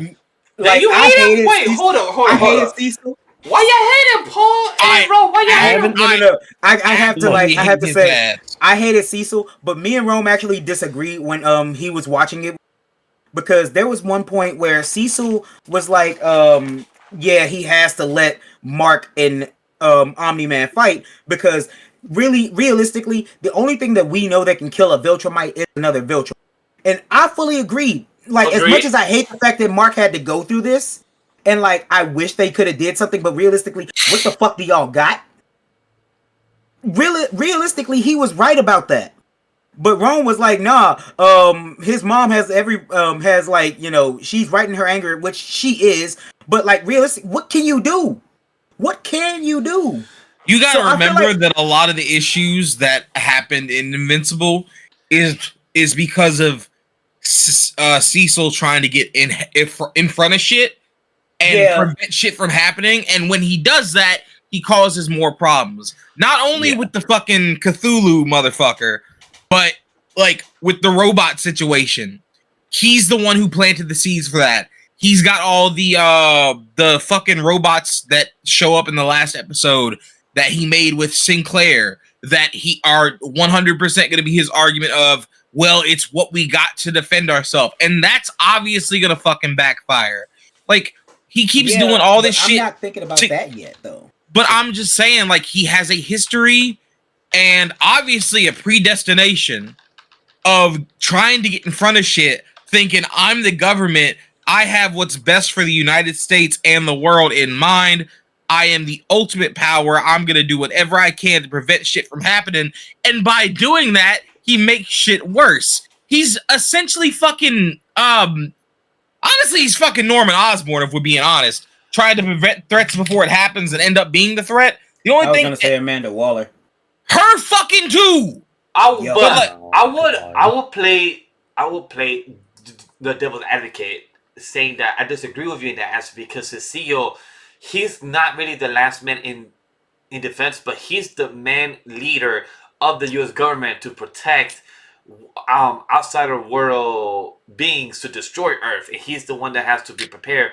Where he did not know how the Guardians died, he had a suspicion for Omni-Man, but like he said, he didn't know how to kill a Viltrumite. So in his shoes, he's like, okay, the best thing we gotta do is have his son versus his father. Is that the best course of action? Hell no. He even admitted that, and he said that, look, this is the best we could do at this moment. But did he cause everything in season 1? Possibly. Could he prevented it? In what way? I don't think he could have prevented any of it. We haven't got to spotlight for Mark, but I would say this: Mark has so much peer pressure to be like his father that he couldn't understand the situation until episode 8, when it was too late for him to understand that, my nigga, your guy, the guy that is the bad guy, is your father. You literally have to fight him, my dude. Well, a lot of it also came from his own admiration of his father. That too. Because he tried to be just like his dad. That's why he jumped the gun against those aliens that just whipped his ass, and he's just like, "Oh, I am not ready for this." Okay. Go ahead. Oh no, I was gonna. I didn't know if you were done talking yet. I was. Oh no, yeah, you're good. You're good. We can move from Cecil, because honestly, yeah. I understand both sides on him being the lesser of two evils and then him being the evil, but fucking right now, let's go to Mark, because I felt bad for Mark that entire series. Because the entire time he's getting shit. He's getting shit on for stuff that he didn't know. Oh hell yeah! Exactly. Okay, I'm supposed to feel bad for that bitch. I don't. Oh Mark, damn! Nah. Yeah, bro, stop touching shit. I I get it. Being a teenager who's hormonal and excited to try to do new things and be seen as all this and that, I get it. Like, I've been there. At the same time, you need to fucking relax, dude. Yeah, but you also have to He understand that doesn't know that. in his shoes, he even said it like in his training with his father. I even wrote it down in episode 1. Omni-Man punched the shit out of Mark during the finals and said, "I'm sorry, son. I didn't know. I didn't mean to hit you so hard." I'm like, that's a damn lie. You literally did it on purpose. You punched the shit out of your son, and Mark was scared because he even said it. I never thought my father would hit me. Like, Mark has gone through it since season 1. And even in the flashback, when Mark got told by his father, like, look, son, I'm going to tell you something about, like, who I am. You're going to get powers when you're older and everything. The first thing that Mark told it to his father, in response, like, throughout the whole time he was listening, he said, oh, I'm a fly? Like, you just literally gave your son the most higher standards of life, that knowing that you're going to have superpowers to fly. You're going to be higher than anybody. And for him to even approach to his mom, Mark even told his mom, you're nothing special. And his mom said, oh, that's a knife in the heart. Like, bro, how do you tell your own mother, like, yeah, compared to dad, So- you mom, you're nothing special. Like, to a parent. that's- He was special enough to get him. Exactly. Like, But like, that's my main thing I enjoyed about Mark's character is we saw in the short span time, which was like 8 months, really, realistically. Yeah. We saw him grow as We a did. person. We saw him be a kid who wishes he could be like his, and is going through the normal teenage love shit. Like, he wants to, date this. Then he gets his powers. We see that what wouldn't realistically happen if a kid got super strength. He's going to turn into a dickhead who thinks he can do anything. That is normal. That is what I would expect from a kid, like, who's still growing to act like. When he went through through everybody, he thought his main fix for everything hit me. He told He his said- bully. He told his bully. He told the his next bully day. that. Hit He told me. his Hit me. dad that. yeah. He thought he was invincible, and that was like, I was enjoying that, and I was enjoying when he got humbled, when he told his mom to hit him, and she was like, "What the fuck is that? What do you think that's gonna fix?" I love that. We see him grow. We see him try to fix shit. Like, he is learning. He is learning what he thinks is right, because nobody is being direct with him. By the way, like, Omni-Man has been lying to this nigga his entire life. Why did he think, oh, suddenly, oh yeah, my son got his powers now. All right, it's time to say, you how we wanted to save this world? Bro, bring Fuck your 'em. volume down by like 50%, please. You screaming in my down. ear. Turn me down. You're at 30%, buddy. It don't go no lower. Whatever. So like, he's basically being dragged along. Nobody's giving him a direct way to act, because there is no direct way to act for real. And the reason he's touching shit is because he doesn't know. You can't expect him to know just because he got powers. One of the craziest thing that threw me off, like, it was dope to see, you playing baseball with your father in the sky and throwing that ball across the damn planet like it's nothing. Right. Like, yeah, so let's go play catch. Nah, not in the park. Let's just go up 20,000 feet in the air and just throw a ball that could hit mountains, a skyscraper, a plane, could kill a random bird. Just throw a random ball across the planet Earth. I want to know who made that baseball. They're floating back to each other too. So, like, literally right next to each other. Crazy. I want to know who made that baseball, because that baseball is indestructible. That baseball should fucking dissipate from how they would. Nokia.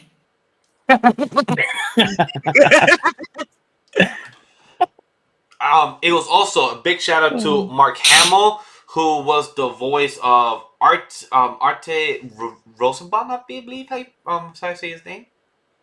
Yeah, the suit maker. Yeah. Yeah. I felt so bad for him. I felt so he was actually friends with Norman / Omni-Man. I Yeah. felt Nolan. Nolan. Nolan. Thank you.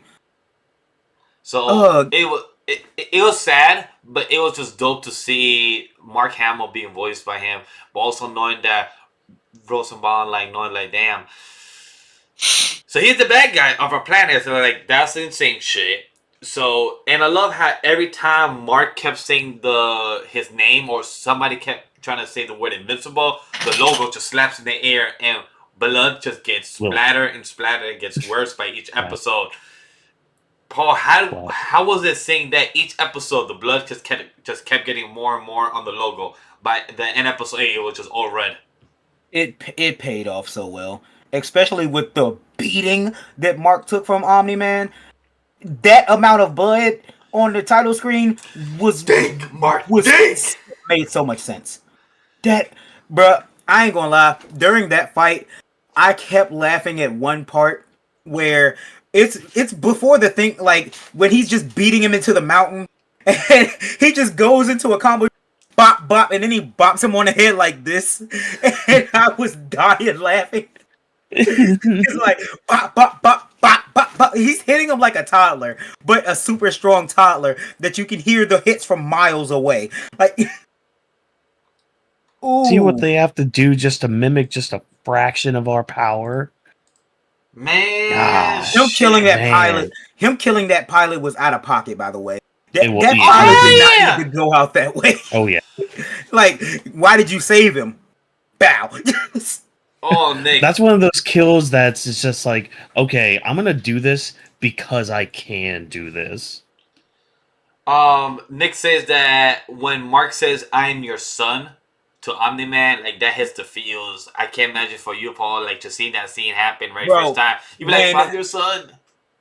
When he said 500 years, what will you have? And he just managed to sputter out through all the blood. I still have you, Dad. Oh my God! My favorite line of that involving humans, like you know how in most ideologies humans are the most unpredictable. Like we have our own consciousness, we have our own feelings. Love always makes us different, etc. Right? I love what Cecile in episode 6 when Mark was in the hospital. And when it was Omni-Man, Nolan and his wife arriving to check on Mark. And Cecile asked him, like, didn't you tell him to... Cecile said, it's interesting to see that a human don't listen to you. Your own son don't listen to you. Even the big almighty Omni-Man, his son don't listen to you. And he walks away and he says... Glad to see that the human genes or something like that. The human genes are always unpredictable. I love that line because it shows that any mixed genes of humans and elves or humans and Saiyans, like we're always unpredictable. Like we're the unpredictable gene. Like we're the unpredictable DNA that always makes it question like, are we gonna get this done? Is this gonna be how it is?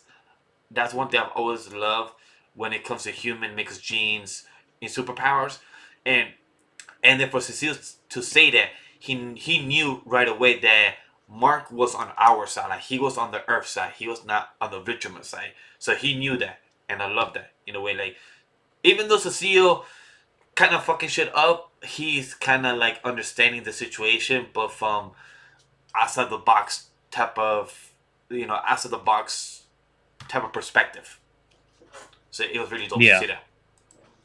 And that's what's really cool too with like having those half human characters or using that as your narrative for your characters because it's a good way to ground them because like we see that in the series how like just look at that the end of episode 1 just how merciless and almost emotionless at times Omni-Man was just killing the Guardians because it's just like, all right, this is my job, this is my duty. And it's like, if Mark was more like that, he would be like Omni-Man. He would be like that perfect soldier. But because of that bit of humanity that's in him, it grounds him to the point where Mark he has the heart of a hero. Like he has all of that. That's why like a standout scene for me is when he's getting the opportunity to go to Mars, like doing that mission, and his mom's just like, hold on, this isn't our decision, it's your decision. What do you want to do? What kind of hero do you want to be? Like, you don't have to, it's when Mark finally starts realizing, okay, I don't have to be like my dad, I don't have to be like Adam Eve or like the Guardians or any of them. I need to be a little bit more like Invincible. And again, it's good that we have that like humanity in him, and that's what I like about stories that have that. You know, we get that with Dragon Ball too, with Gohan and all that. But like, it does wonders for Mark, and having Omni Man too. I know we'll get to Omni Man here in a minute with his character, but like, it's a good parallel that they kind of run too. That's a great transition to bring to his mom with Mhm. Debbie. How do we feel about the mother figure in this show? Because with Debbie, you're marrying somebody who's an alien from space. She even said it. I don't know much about your life. I've been knowing you for 20 years, but you never speak about your homeland. You never speak about the Richardites. But she's always been a supportive wife, a supportive spouse, partner for Omni-Man, Nolan.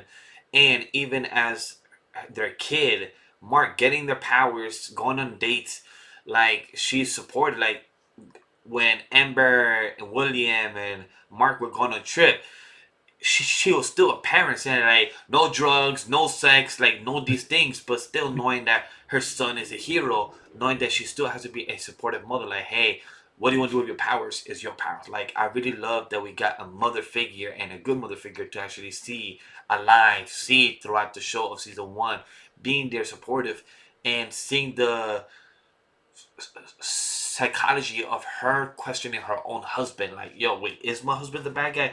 Did he kill him? Like, she started to question her own doubts of like, wait, did I really have I really known my husband this whole time? How did you guys feel about that? Because I love her character, like from season one. I don't know how much different she's in the comics, but from what I saw in season one, I really like Debbie Grayson. Okay, so I don't remember Debbie much from the comics, right? But she was honestly my favorite character throughout the first season, simply because, and I called her the one of the strongest human characters, and like I don't mean physically, of course, I meant mentally, like one of the strongest human characters I've ever seen in an animation. And like even when she was crying because Nolan left, right? Even after all that, and when Mark saw her crying in her room, and then she went to go have a drink, suit dude, I forgot his name. Um, so she was still one of the strongest characters to me, simply because you realize you married a god, right? You raised the god's son. I know he's an alien. I'm calling him a god because really, who can touch him? But Yeah, like, of course. You know, a lot of people compare, like, you know, to Superman. Like, what can you do to the guy that looks like he's unbeatable? So yeah. that's how they saw him as. So that's why I have so much respect for her, because the whole time that Omni Man is trying to hide shit from her, he's doing his old tyrant, trying to train up Mark. She's like, I have to find out what's going on, because my son might be in danger. And she opposes him at every step of the way, lying to him, trying to investigate, trying to follow Dark Blood's notes, even though she realizes the man that she married can kill her in an instant. Anytime. That is why she is one of the strongest characters I've ever seen. I love her so much. I give her a lot of Ooh, support. Like, her as a partner spouse is like somebody that's ride or die with you, but when you're not ride or die with her, she's gonna be like, alright, cool. Who's the next important thing in my life? My son. He maybe have God from you, but he's my blood. He's the man that I raised. He's my boy. and now he's 18, growing up. He has the same power like you. He could be the next broken character, but I'm gonna still raise him right. I'm gonna still tell him like I'm gonna still make sure that he gets to be alive even when he has to fight his own father again. So I love that seeing the growth of a mother, and like I said, she also felt bad for Red Rush's wife, knowing that what Red Rush was like. Hey, girl sold her house, went back to Russia.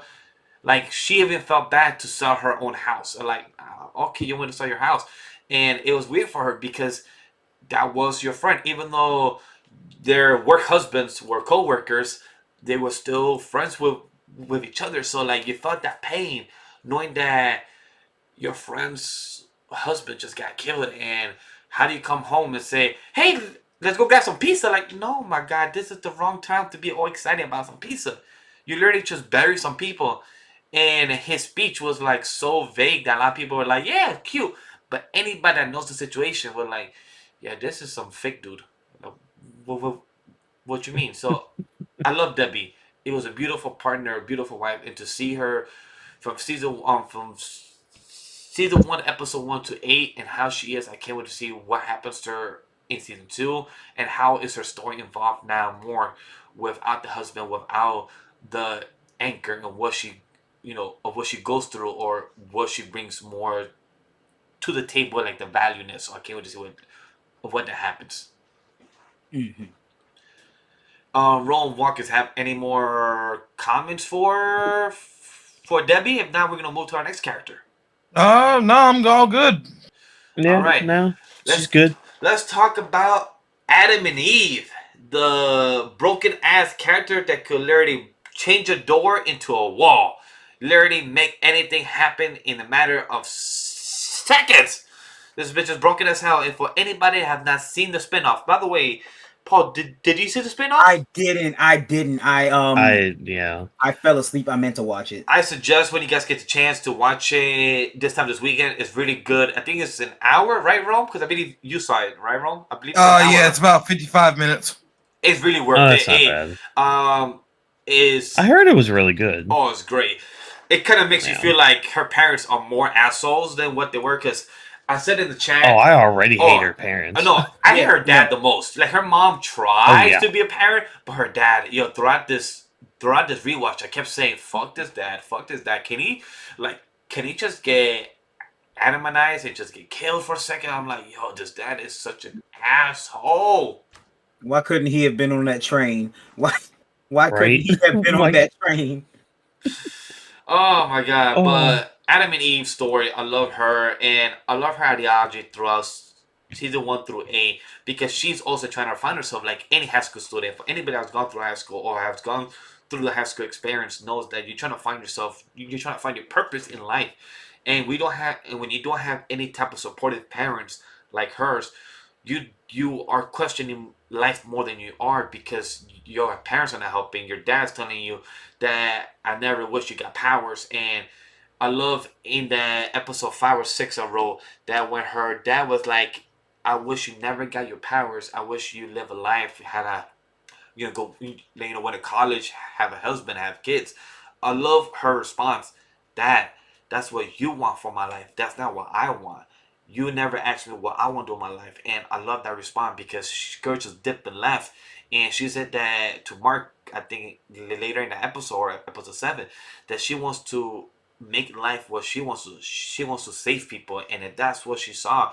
Girl lived in a tree outskirt in the U.S. I forgot where, but girl chose to live where she wanted to be, and she did what she chose to do, and that's the best way possible for any type of person. Does it work for anybody? No. But for Adam and Eve, with her powers and her skill set, she could literally do anything in her, what she wants to set her mind into. So I love that for her character. And for comic to adaptation, I don't know much too about it. But for Adam and Eve, her power was amazing. The animation was great. And fuck her dad. Yeah. Mm-hmm. With Adam Eve, her powers, and it like from now, from what we've seen, it's kind of one to one with the comics. When we get deeper into the series, you're going to see how fucking P she is. Like, she is yet like another god, basically. Like her powers are absolutely astronomical. And real like the main so this is a callback. The main comparison I have from like her relationship to her father is y'all ever play Pokemon Black and White? Years Yeah. ago. Oh, Yeah, Bianca. Bianca's dad. Mm-hmm. Like, yeah, Okay, I Yeah. see it. that was a more wholesome relationship, but or it ended more wholesome. But the like whole you need to stay home, Yeah. proceed in this way that I want for you type thing. It's a trope with dads primarily for female characters that I just fucking For me, what this reminded me of her dad, it reminded me of Jim Gordon being very hard on Barbara, being Batgirl. You know, you know, later in the story, once he found out that Barbara was Batgirl and being the Oracle and everything like that, and then girl got shot later, like, look, this was a joke, and I told you to not be, like, I could meddle with them. I'm old. I'm old, girl, but you can't just be meddling when you're 16, 18, being Batgirl, working with Nightwing and all this. So like that's what kind of reminded me of like Jim wasn't a bad father. He was just trying to guide her to not be in this type of vigilantism. But with Eve, it's like, yo, Eve has a broken ass power, and she's not even your daughter. She's your adopted daughter, but you're raising her like your own, but you're treating her like she's an outcast, and that was just the worst way. Like I really hated this dad. Worst type of person ever. Rome, got any thoughts on Adam and Eve on her character? I actually really like Eve's character. I think that she's a solid foil for Mark. She's kind of the opposite, where Mark came from this loving family, where they were like happy for him to get his powers and be like his dad. With Eve, it's like her family never wanted her to have powers, never wanted her to do this. Like everything going on, she just hates. Or they just hate about her, and it's rough. But I think that in comparison to Mark, they're total opposites.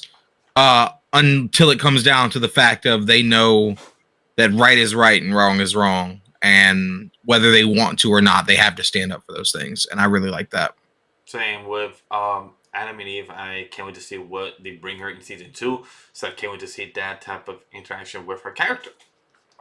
Now let's bring this gonna be an interesting conversation. Ember, I know we have to talk about. Hold on. Let's see. Oh. Ember, the love triangle that happened in season 1 with the character of Invincible, Mark's first girlfriend. And let's get down to it, because I know that I'm gonna ask Paul again, because you have the most recent memory of this, and it's your first time watched. Why do you hate Ember? ungrateful. She is ungrateful as hell. So here's the thing. I like the fact that she's not stupid and that she found out that her boyfriend is invincible, right? But your main issue was that he lied to you and that he didn't trust you. Miss Ma'am, you can get killed by you are human. You are human. If you get caught in the crossfire of anything, you can get put off the face of the earth. You're not wrong, but also Mark is at fault though. They're both at fault.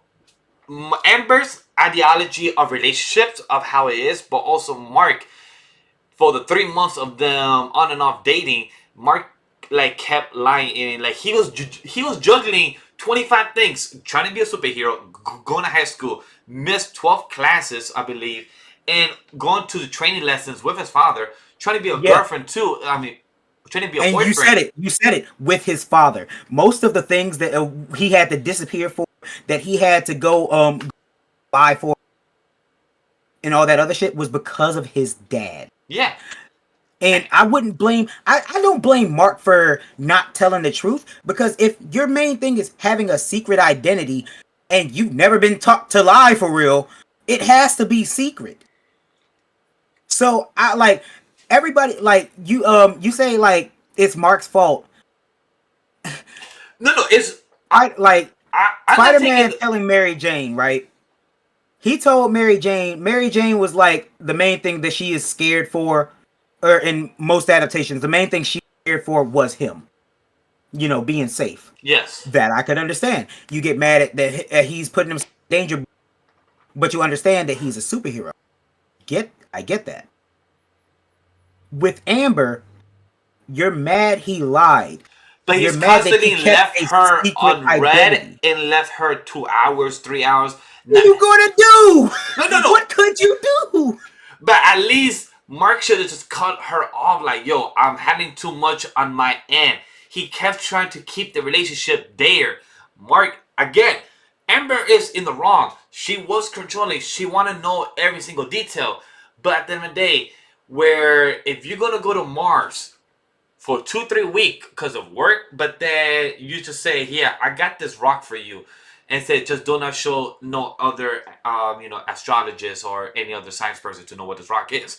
Like, my dude, you're literally trying to keep this relationship when you're literally are losing the relationship because you keep lying and you keep making yourself look bad.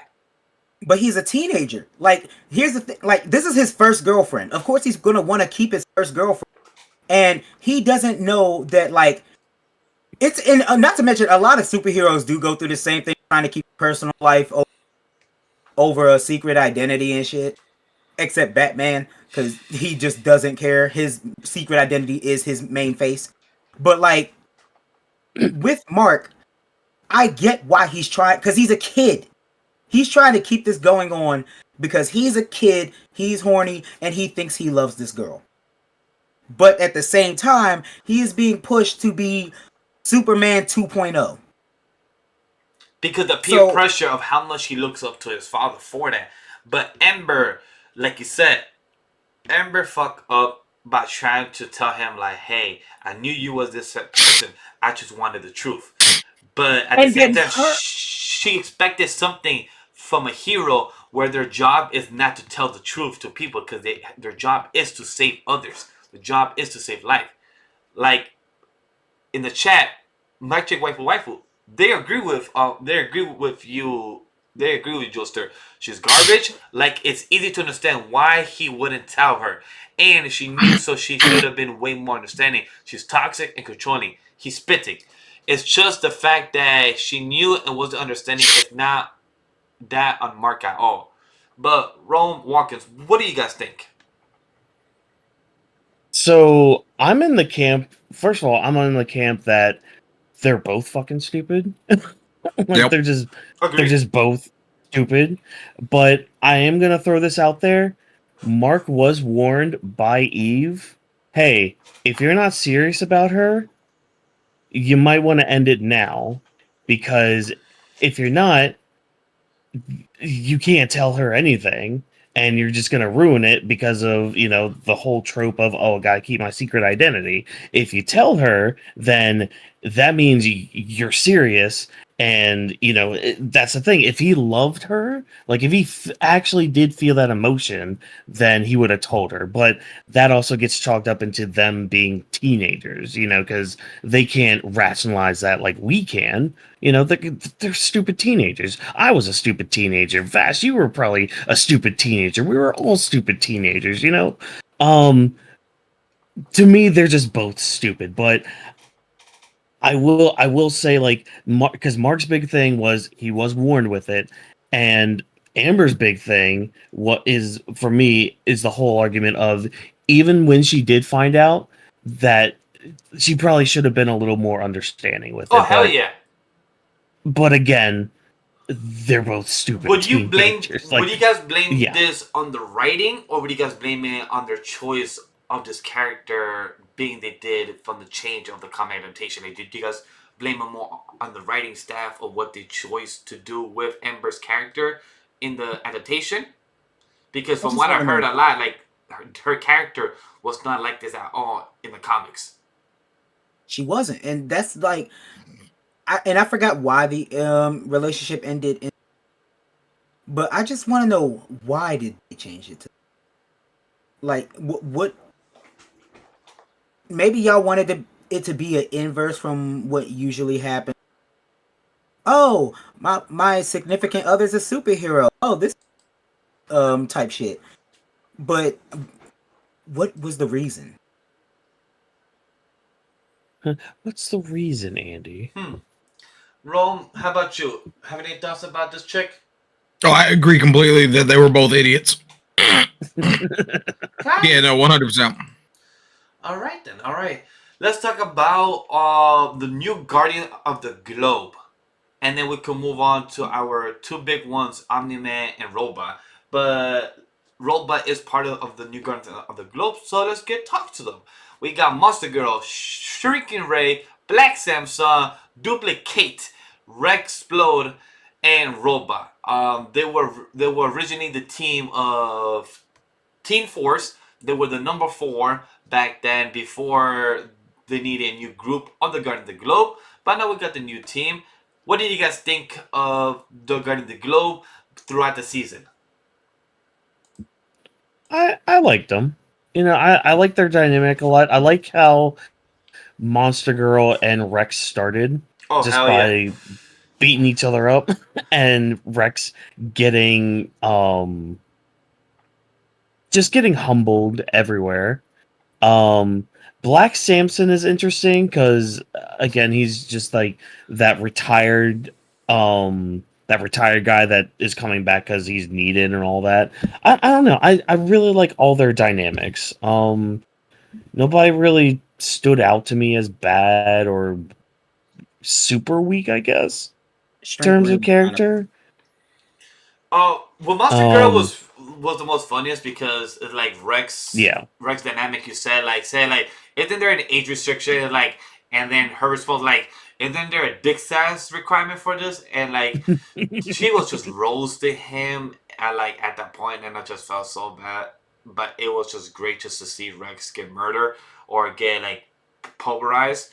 I gotta give a shout out to Mhm. the voice actor Jason Matazukas. He does a fantastic job all the time in his role. If anybody have not seen Brooklyn Nine-Nine, he's fantastic in that show. Oh I yes. love him in it. So just to see his voice again in Rex, it was fantastic. Just to hear him be a bad boy from Horrible, and hey, if you get caught cheating in your own home base with a girl named Duplicate, that's your fault, my guy. You should have known better. bro I mean, I had don't 3 at blame once. him with Bro had Duplicate, 3 but at I once, mean, bro. Man, it could have been 4, 5, or 6. You never know. You don't That know who bro else stuck in the had bathroom still. it was gonna lead there. It was gonna get there, that bro probably. had the 3P. I ain't gonna. He's a dickhead, but he was using that dickhead for real. Like What He was did like, you all right, just where's say? number 5 at? Where'd number 5 go? Yeah. We only saw what came out. We never saw what was still in the shower, so we never know. Mm-hmm. imagine she just shifted them all in right when Eve called him. But like my most of the new Guardians were okay to me. Like Shrink Ray was kind of pointless. Like she had her cool team attacks, but other than that, I didn't see a point in her. I feel like Shrink Um Ray was reminding me a lot of Bumblebee. It goes small to big. It just felt like it was that type of power. But I yeah, just felt that's what like her powers like, it but was just very other than simple. that, like she didn't do shit, so she didn't have like a reaction towards me, right? Rex, obviously a dickhead. I don't know if you're supposed to feel for him at any point in time. I didn't. I think he got everything that came to him, and bruh, when he had the interaction with Black Samson, and he was like, "I beat your ass till you call me dad. Till all you can say is dad." I was rolling, dog. That was the best threat I could have ever heard from a black kid. I love Black Samson. He was amazing in his role. He did an amazing job, and he was straight to the point because he was a guy that was a part timer with the original guarding the globe, he lost his powers, and then he regained his powers at the end. So it's just dope to see a character come back from retirement. Like he kind of reminded me a lot of Black Samson. Reminded me a lot of Black Lightning, like with the personality, with the straightness, and with like, hey, we're a team. Like we gotta work like a fucking team. Like we gotta do this. Like Who voiced Black He was the dad of the Samson? group. What? Who voiced Black Samson? I didn't. Stand by. Was it- I got you. Was it Kevin Michael Richardson? Because it sounded no. Kevin Michael Richardson did the Mauler twins, I think. The Mauler twins Can you was talk him. about them? I was gonna bring them up when we talk about Robot because Okay. him and Robot story are like right side by side. It doesn't say. Give me a second for Black Samson. It doesn't say the voice actor yet. Is it not public for who the voice actor for Black Samson is? Should be. But while you guys can somebody search that for me? Oh yeah, I got you. But overall, for the Guardians of the Globe, it was fun to watch them. They did the best they could. Felt bad when they fought. What's that bitch called? The black cat? I mean, the white cat? Battle Tiger. Yeah, Battle Tiger. He a bitch. Battle Beast. Battle Beast. Yeah, Battle Battle Beast. Battle Beast. I wrote it Battle down. Beast is that guy. I wrote it down in episode 5. He gave the hands to Mark Obliterated them. and the Guardians of the Globe. Battle Beast, no honor in killing insects. I dead as wrote that, and I'm like, man, he literally teleported and like, there's no honor in killing insects. I'm done. I already whipped your asses. He literally said, I whipped your asses. I love how he had a time door like he was from Loki. Yeah, that's what I'm saying. Yep. He literally just teleported like, alright, I'm out of here. I'm gonna go back across the multiverse. Like, my dude was just killing them. Like, he was just murdering them. And like, yo, how do you be a father and literally just watch your son get hit by Battle Beast with his axe? And like, my boy Mark just got a hole in his stomach. No, he hit that boy in the chest like, bah! Boy has to learn. He has to learn the hard way. Yeah, he learned. Yeah. Carrie Payton.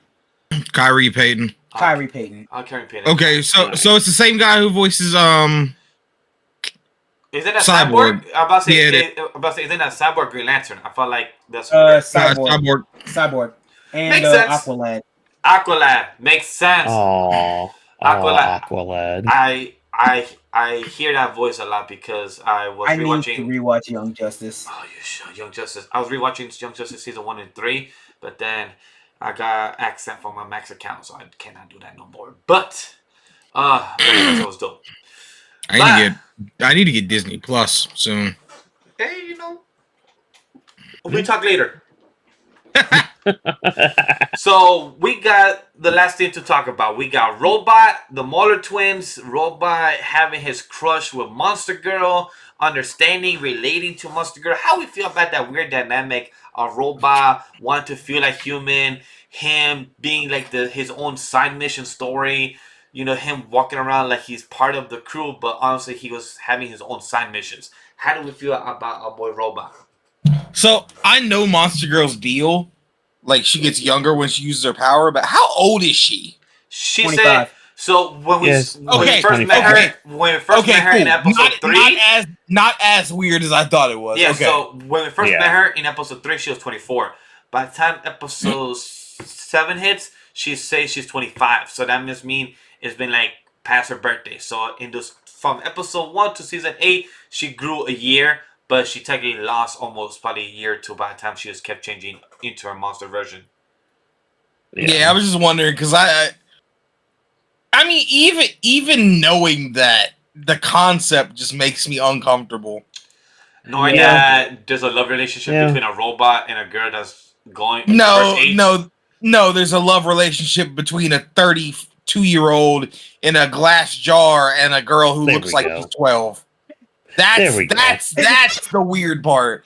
When There's the correct version. Bro said, "Yeah, I got this young body because you're young, and I want to, you have a body that looks like one that you would like, and also a younger version of the guy that I know you actively have romantic feelings for." And I'm like, "That's fucking weird." Spoken like a guy who grew up in a jar. Oh, Imagine falling in love with a test couldn't. tube adult. He came out looking like Frack. Bro, you ever got that one chicken nugget in your box that like looks like it was like scrunched up? Yeah, that's what he came at that pod looking like. He looked like a boiled egg that got threw down a flight of stairs. Yo, the Mauler twins was keeping me laughing because imagine you fighting within yourself of who's real and who's the fake one when y'all both are made from each other's same blood DNA. So nobody's actually the clone. It's just a clone of yourself, but you're making fun of each other that one is a clone but one is not. But you can't really tell who's the real one at the end of the day because y'all both are made from the same sample. So there's no really, you cannot tell who's real or not. As long as one lives, you can make a twin. I love the jail scene when they were escaping, and he's just like, "Come on, tell me what I want to hear. I'm the clone." And then he's the one that lives after. Bruh, I love the fact that they explained why they do that. Like they kind of explained why nobody can that they're the original, because then it'll lead to like hierarchy bullshit. It makes sense because it's like you're trying to fight within yourself. It's like, imagine, like, I believe it was a comedy episode of Naruto. Like, he had like fucking like 10 or 20 clones out, and they was doing like a day of errands or some shit, and they were trying to find out who's the real clone of the jutsu of Naruto, because Naruto was doing like a different side mission, but he had clones there, but nobody could have tell who was the original. So like that's some real type of fuck up shit in the psychology. Like who is the clone? Who do you listen to? And so like I love that comedy, but it's some real type of psychological shit there. Twice from My Hero. I was just gonna try to mention Twice. Why he wears the mask. Like they and I was so glad because I recently watched the overhaul art in My Hero because I love that art. Good. The fact that they showed that they just killed each other, like the clones just killed each other, was immaculate. It's sadistic. It shows how fucked up it is, and like I love that pretty much carries on between plots when it comes to the mall. Also love that they keep it to only being two of them. I do too. No, it's smart like because imagine you have three, you will have to have the hierarchy of who's the one in control of the three. Yeah. But now we have two. It's like one relies on the other, and one has to live so you can continue on making more twins. So I love that ideology between both of them. The robot involving and being the benefactor, that was a pretty cool side mission. Like, it's like I'm just used to writing like a storytelling. So plot B, plot C. So with robot and his plot, with the Mother Twins, that was plot B throughout the whole season, and that was done so well because it kept the way they kept trying to reveal that robot was not really a good or bad guy. He was there for his own type of reasoning, for his own trying to make his own type of survival of the fittest, and also use the Mother Twins for his own type of way. So I love how each thing had its own reasoning and its own purpose. And just think about the comics. I can't wait to see what they do with robots. It's going to go so hard. Oh, definitely, for sure. Now for the last character that we have to get into. Omni-Man himself. The big plot-driven character from the start to the end. How we feel about the motherfucker Nolan being the most asshole father of the year, and the best way that we would never get good storytelling of the Saiyans in the actual type of series of Dragon Ball, but we got it in Invincible. How do we feel about this? Oh, my goat. Indeed, but also I have to bring this up. Rome, I'm sorry. Why did they make his ass like that? Why did that nigga had yams for days? Like there was when he was just flying over to go meet with Mark. They just cut to a scene of him flying, and I just bubble butt. I'm like, why did they make his ass like that, dog? I don't know why you apologize to me. I agree. That man had a plethora of cheeks. Oh, but when I said it yesterday, you said I was out of pocket. You are. You still are. I never said I disagreed. I'm not agreeing or disagreeing either. I'm just saying, like, hey, you all right though? My dude had the animation. They drew booty cheeks. I'm not gonna lie about it. The man's a god. The man's a god. I'm not sure if this is character spotlight for the yams. Oh man, about his character. But nah, them yams brought character. All right, this is the yam spotlight. Nah, Vash buffered for a second trying to get his words out. He didn't want to say the wrong thing. I'm trying to steer the ship, all right? I'm trying to steer the ship. Yeah, you steering all right towards Yam City. Oh my god. But actually, speaking about Nolan, he was an absolutely amazing character. Oh, he definitely, for sure. Just like basically pretending the entire. I didn't know until the end of the series what he did for a job, right? Because like Clark Kent, news reporter, does that shit, right? I didn't know what he did specifically for a job until the end, and that's when Rome pointed out that he was a author. And apparently the books he write are literally about his exploits. That's later in the comics. Shut up. Oh, okay. When you said yesterday, I thought you they didn't say it. They say it very vaguely. Yeah, they say that. They did say that he was an author. They just didn't say the rest of it. Yeah. Yeah. So they said it in episode 6 when me and Ron were watching. They said in episode 6 when our girl, the wife, when she was leaving the house, he said, "Oh, what do you want me to join you?" And that's what they. No, you don't. You have to prepare yourself for the book and everything. That's gonna have a release date. They never gave us more information of what his actual job outside of him being a hero was. That was the first time in those 6 episodes that they said that he has things to do outside of actually saving lives. So the first time. So I think I missed that because I binged it. I knew. Yeah, that's how they have all that money in that really nice house because he's the #1 selling book author. Yeah. So like I knew what he was about to say, but Ron cut you off much sooner before you said it. But I don't know the full plot, but I know bits and pieces because it has been spoiled throughout the years. But he has a day job, but not anymore. He definitely got fired. I didn't know that. I didn't know that was a spoiler, so my bad.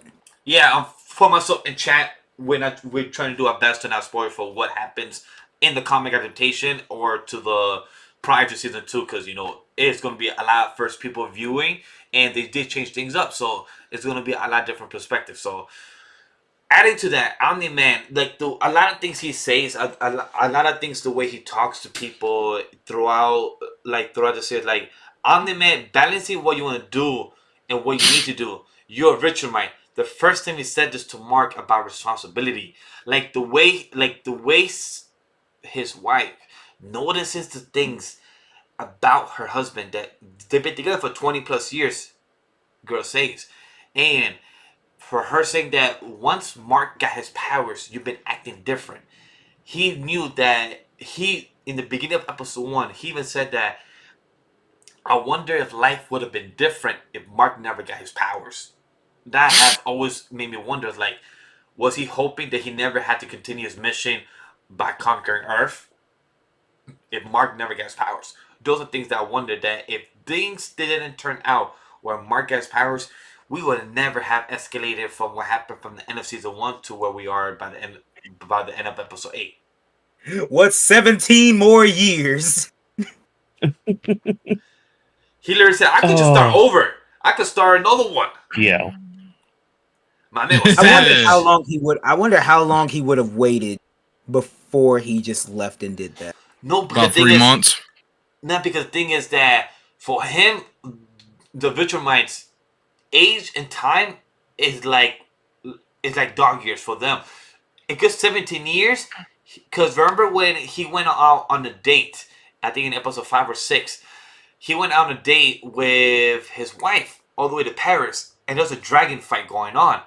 And he said, "Oh, we haven't been here in a couple of years." But then when his wife Debbie said, "Babe, it's been 10 years," he keeps showing like 10 years and 15 years is like 5 or 3 years for him.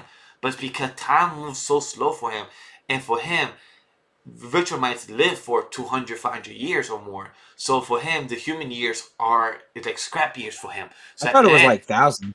yeah, thousands, but it depends. If you're a strong virtual might, you could last for thousands of years. But if you're, weak bitch, you could last for 200, 500 years. So I mean, if we're being real, they tore them niggas apart. They tore them each other apart. So they're the reason they didn't get to Oh, live yeah. that long. oh, definitely not for sure. So that's why at the end of episode 8, when Omni-Man says 17 years, I could start again. He literally felt like it's nothing because that would be like years passing by, like it's like another 3 years for him, like it's nothing. Boy said, "I'll run it back." I'll run it back with another dog. Hey, year for you? yo! I mean, I mean, he did call her his pet. yeah. That's literally what he is. I'm using That's his not what words. that's not what he meant. That is exactly what he. That's I mean- not what he meant. Also, Look. so the craziest line, I believe I wrote it here in episode 3, was it? Where he said that, Unman, when he told the Flaxens, when he went on the end of episode 2, when his wife, Debbie, said, "Oh, your dad is going to miss dinner?" That's okay, whatever. He literally Yeah. came back and told them, "You don't seem to understand. Earth isn't yours to conquer." Once he said that, I'm like, "Bitch, what you about to do?" And he murdered them. He literally went bam, bam, bam. Literally murdered these Flaxen. And he made them to teleport him back to Earth. When he went back, he dropped a rock That to was destroy so them. hard. Oh, that was so hard. Also, I hate to keep talking about how hot Omni Man is. Him with the beard was just fire. Oh. I'm not gonna lie to you. That was peak character design. Him with that full beard was woo. It's better than the porn stash. That part. That's true, yeah. But I feel like the porn stash is the J.K. Simmons staple. Hey man, JJ Jonathan or Jameson, whatever the fucking name is. How Look, Omni-Man just wanted pictures of Spider-Man. If people were able to give him that, maybe he wouldn't have taken over. Bring Maybe me he would have pictures of spared. Invincible. I'm about to say, he need pictures of Invincible. He'd be like, "I need this planet to be conquered by Invincible." How do we think about boy Alan the Alien, voiced by Seth Rogen? I know it's quick. I know we're gonna see him more in season 2, so I can't wait for that. But how did you think of the little quick? More to you, Paul, since I know that it was your first time in our day. How do you guys think of him? I just primarily got to give my props to Seth Rogen because I did not know that was his. That's good. I did not know that was Seth Rogen. Every time I think of Seth Rogen, I think of that hardy ass. I did not know that was him. Like but his character in general, just like him coming every few years to fight Omni-Man, just to like keep him in check as like the universal defense. I forgot what the name of him was, but essentially just being like universal Coalition of Planets. Thank you. I thought it was pretty fire, and like he was a person until he realized he was pronouncing it wrong. He said, I remember that. He said, Yorf, or Yorf. Urat. Yeah. Yep. That makes me. How are they spelling it? Because like the A comes before the R. Well, Urath, Earth. But the A comes before the R. If you take out the A, tomato. if you take out the A in Urath, it's Earth. Also, if you understand, our own English language is all made up at the end of the day. So at the end of the day, alien language is probably made up too, and they probably mix up the letters. They're like, "Hey, fuck this planet Earth. Let's just put it how we think." Yeah, you're not wrong. English is a coagulation of different languages. Why these niggas speaking English? It's the universal language. Universal standard, huh? Alrighty. We must speak in our Do we have any more characters that we need to bring up or say before we move on to the plot of the side story with the Mars mission? Because that's going to lead up to more stuff in the later seasons. But how do we feel about that little side story of the Mars mission? I forgot it happened until the end. I forgot it happened until they showed that one dude that got taken over. Bro, that's And plot C. Yo, that plot C is the point that you forget. It's Yeah. because they brought it back to you at the end. They're like, hey guys, don't forget the little thread of plot C that that we sprinkled here in the early episodes. Now we brought it back for you. Don't forget about it.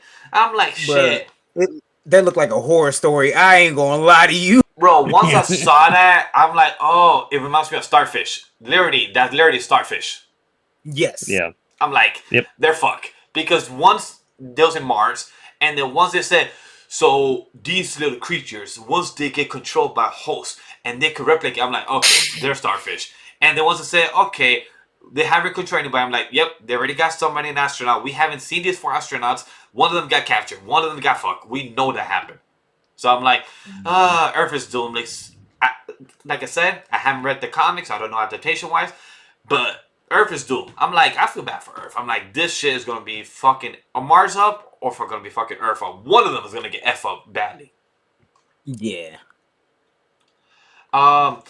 So with that side story of the plot, I know Rome said that he read the comic rotation. Would you want to give any thoughts or any overall thoughts on how you felt this season 1 adaptation did towards your comic read? How did you feel about it? I think just like The Boys, it was a better adaptation than the original, just because the original has some stuff that didn't age great. Mm-hmm. I'm honestly a big fan of it, and I'm looking forward to what they do next. I'm glad to hear that. That's always good to hear when it comes to adaptations, because you get a lot of good feedback knowing that you did better, even though a lot of people had gripes towards Amber or little small things about the story itself.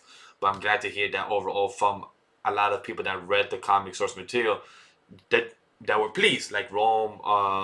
A big shout out to James, also to Scuba Steve, to other people that I know that have read the series. Definitely have been pleased towards adaptation, so I can't wait for season 2 and 3 to be aired and see how it goes from there. The other thing I was gonna ask, to the recommendation corner, do you recommend that people should also check out the comic, even though this is a different adaptation, to see the source material? Would you recommend that, Rome? Oh yeah, 100%. I always recommend to read the source material of something. There are some differentiations in there, obviously, but I think if you like the show, you'll like that. How about you guys walk in saying, Joestar, are you guys plan to also check out the full comic sometime in the future? I mean, so I'm probably not gonna read it myself because very short attention span. But like I said, the last time I did, I watched the comic historian video on it. He reads out the full issues of comics in a dramatized way, and he did the full Invincible comic. So I'm probably just gonna do that again. Not gonna lie to you. Understandable. I do plan to collect the omnibus. I believe there's already printed omnibuses for them, or if not, I do plan to collect the paperback, because there are stories that I really just want to collect. Like, there's some stories that you want to collect just to collect them. Like, even though I read One Piece, I still want to collect the whole 104 ones that are out there currently. So I definitely want to collect omnibus of the Invincible comic, just because I heard it's this good and it's been out. It started in the early 2000s, and he literally did finish his last volume or last chapter 2018, 2016, around there. So hey, for you to have a comic book series and it's only made by one person, it's like a manga and it only has one adaptation, that's when you know it's that good. When it has survived, when it's not from Marvel, DC, and it has only one run for a set amount of 20 plus years, 10 plus years, it shows that that story is worth reading or worth checking out. So I definitely plan to own it myself one day. How about you, Watkins? Yeah, I mean, I'll probably read it eventually. I've kind of been content with like waiting for the seasons coming out. I mean, I've gone so far as to not have gotten spoiled on many things, or if anything at all. But I mean, eventually, I probably will like pick it up and read it. Like probably the same as you, Vash. I'll end up collecting it, and adding it to my own uh collection of comics and manga and all that. So, but it's just a matter of time, really. How do we feel about the music and soundtrack in this show? I want to ask Ooh, that because each of their music, I wrote it down throughout each episode. The music was always hitting, was always on cue, Mm-hmm. was on point. I didn't feel like any of his music was offbeat. And yo, by the way, I want to shout out to Amazon Prime. This is not like a big shout out to them, but to the people that actually work behind the scenes to put the details of the voice actors and actors in the music that's being played at the scene. I appreciate for Amazon Prime doing that. That's the only streaming service that actually has the credits of who is voicing that character, what song is being played. I love that because that makes me not having to use my phone to play. Hey Siri, or what? Okay, do not have my laptop. My lap, my whole electronic was about to say what Siri asking for, but to actually have the playlist of who or what song, what actor or what voice actor is being played for certain characters in Amazon Prime, I love that. So I want to give a shout out for that streaming service to give credit to. So that's really dope for that. so I really loved the music. Like the main two, I didn't know the name of. Oh well, yes, actually, it was when the Mauler twins were working after they escaped from prison. They played a song called "Don't Get Captured" by Run the Jewel. Run the Jewels, that shit was good. I love that This song. song went crazy. I literally right here. Oh, it was so good. And like I ain't gonna lie, pretty much most of the background music, it just hit and fit so well. Hmm. Like it was a show that it didn't even real what the fuck is the word I'm thinking of? Rely on this orchestral normal superhero music like what you would hear when somebody's flying through the air, or like say for Spider-Man, whenever you hear people if you play Spider-Man PS4, whenever you hear the theme that they play, Peter Parker shows up, Yeah. it's like, kind of Yeah. orchestral, and that's really a normal thing for most superhero media. I'm glad that they didn't do that much. Yeah, because like you still get like your musical motifs of like, okay, here's Mark's theme, here's Omni Man's thing. Like you get that, but like this is one of those shows where like it keeps its music in the background. It's not in your face. It's not in your ear, like almost distracting you in a way. It's there to kind of enhance the scene as it should be. And then we get our moments with the licensed music where it's just like, okay, this is the moment to have that. Like you just have the Mahler twins just beating ass. Like you just have that going on. Of course, just play somebody's music over that. That is the perfect time to do that. But like when Mark shows up all heroic, like I don't really need somebody's song with that. That could just be his little goofy theme.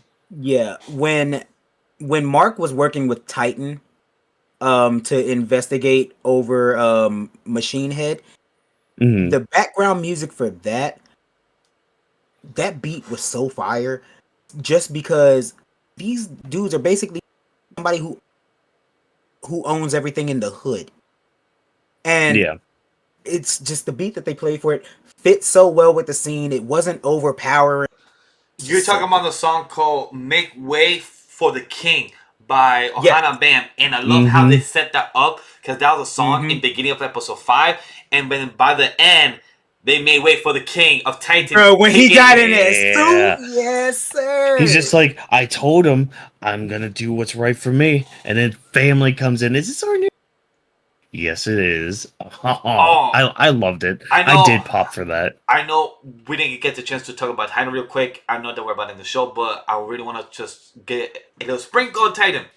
How the fuck did motherfucker get to see in a cement face? Like, where do you see your eyes? Like, how do you have a visually? That's what I was watching.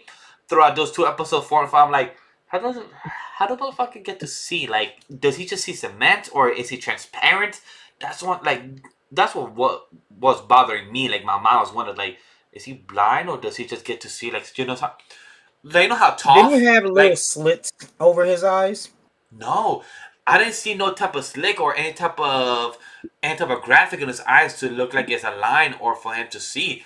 I just saw like straight cement. Like the way I saw it is like maybe like tough, like he has some type of visual aspect that he could see or shading. But maybe, Oh, he just has kind of. It just looks like little divots where his eyes should be. It's okay. still cement. How the fuck does he see? That's what I was saying. That's what I was saying. Like visually, you cannot visually see. Wait. Like you literally have to be blind. Like you have to be like Daredevil to actually see visually as Titan. But once again, Mahershala Ali did great as Titan. So that's why I also want to give credit to, because I didn't know he voiced it until like by the end of the episode. I was like, I'm gonna just move my mouse. Oh shit, Mahershala Ali. I totally forgot about that. So it's dope to see that. And it sucks to see that Mark got played by Titan, but it was a lesson to be learned that you can trust people, but you cannot trust everyone by their action. You have only a certain boundary that you could trust, and I love that for him in this opportunity for Mark in the future. So hope for him much better in season 2. But Titan, dope. He was straight up to it, and he has a vision. He took a machine gun, but it's because he said that he was gonna take over this enterprise for the better. We just gotta see what he means for the better in season 2. So it's gonna be very interesting what he leads up to. So I can't wait to see what happens for his character in that aspect. Mm-hmm. But I think that covers for season 1 review of Invincible. Does anybody have any last thoughts that they want to bring up for season 1 that we left out? Other than Titan, we spoke about Mark, Cecile, we spoke about Amber, the robot. Dr. Sinclair, we didn't touch on him too much, but it's because I feel like we're going to see him again in season 2, since he's a mad scientist that, got hired. That got hired by Cecile. So it's not going to be... Him being in a neck brace made me happy. Oh, hell yeah. Yeah.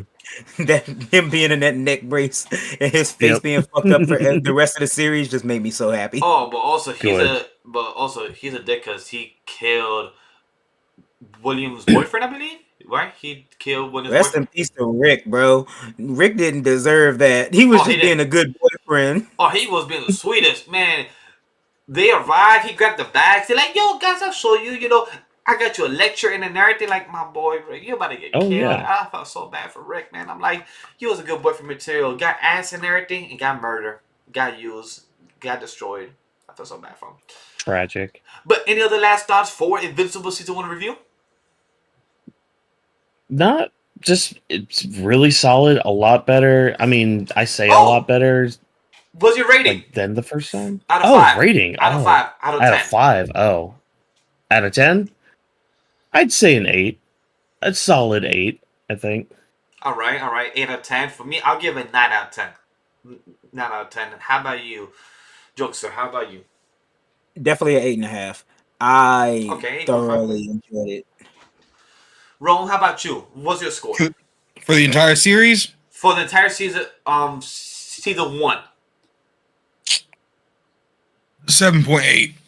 All right, I love that. We all have a little different. A little 9 to a 7. All right, I love that. We're all different, so that's good. That shows opinionated. We are here. All the different perspective for season 1. Are we excited for season 2? Oh, yeah, definitely. Yes.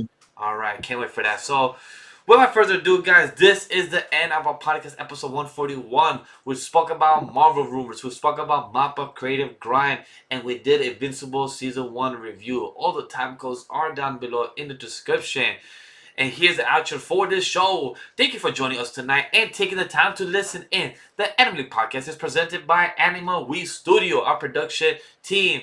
As you see, Vash, Watkins, Roll, and Joestar. And special thanks to our JB and Abe. Don't forget to follow the socials and the brand are down below. And don't forget, guys, Vash and Anima We Studio has a TikTok now. Go follow us, because it's gladly appreciate, because we'll be posting their content within the next couple of weeks and time. So definitely appreciate it very much, and thank you. And lastly, share, like, most importantly, give us feedback. Let us know what you guys thought of the episode. Comment below, because you guys, you make the show, and help us succeed. On behalf of everyone at the Anime Studio team, we thank you for joining us in the Anime Lady podcast. See you later. Take care. This podcast is not recorded by a live studio audience, and we appreciate everyone for joining us. Thank you very much. We'll see you next week on episode 142. Hey.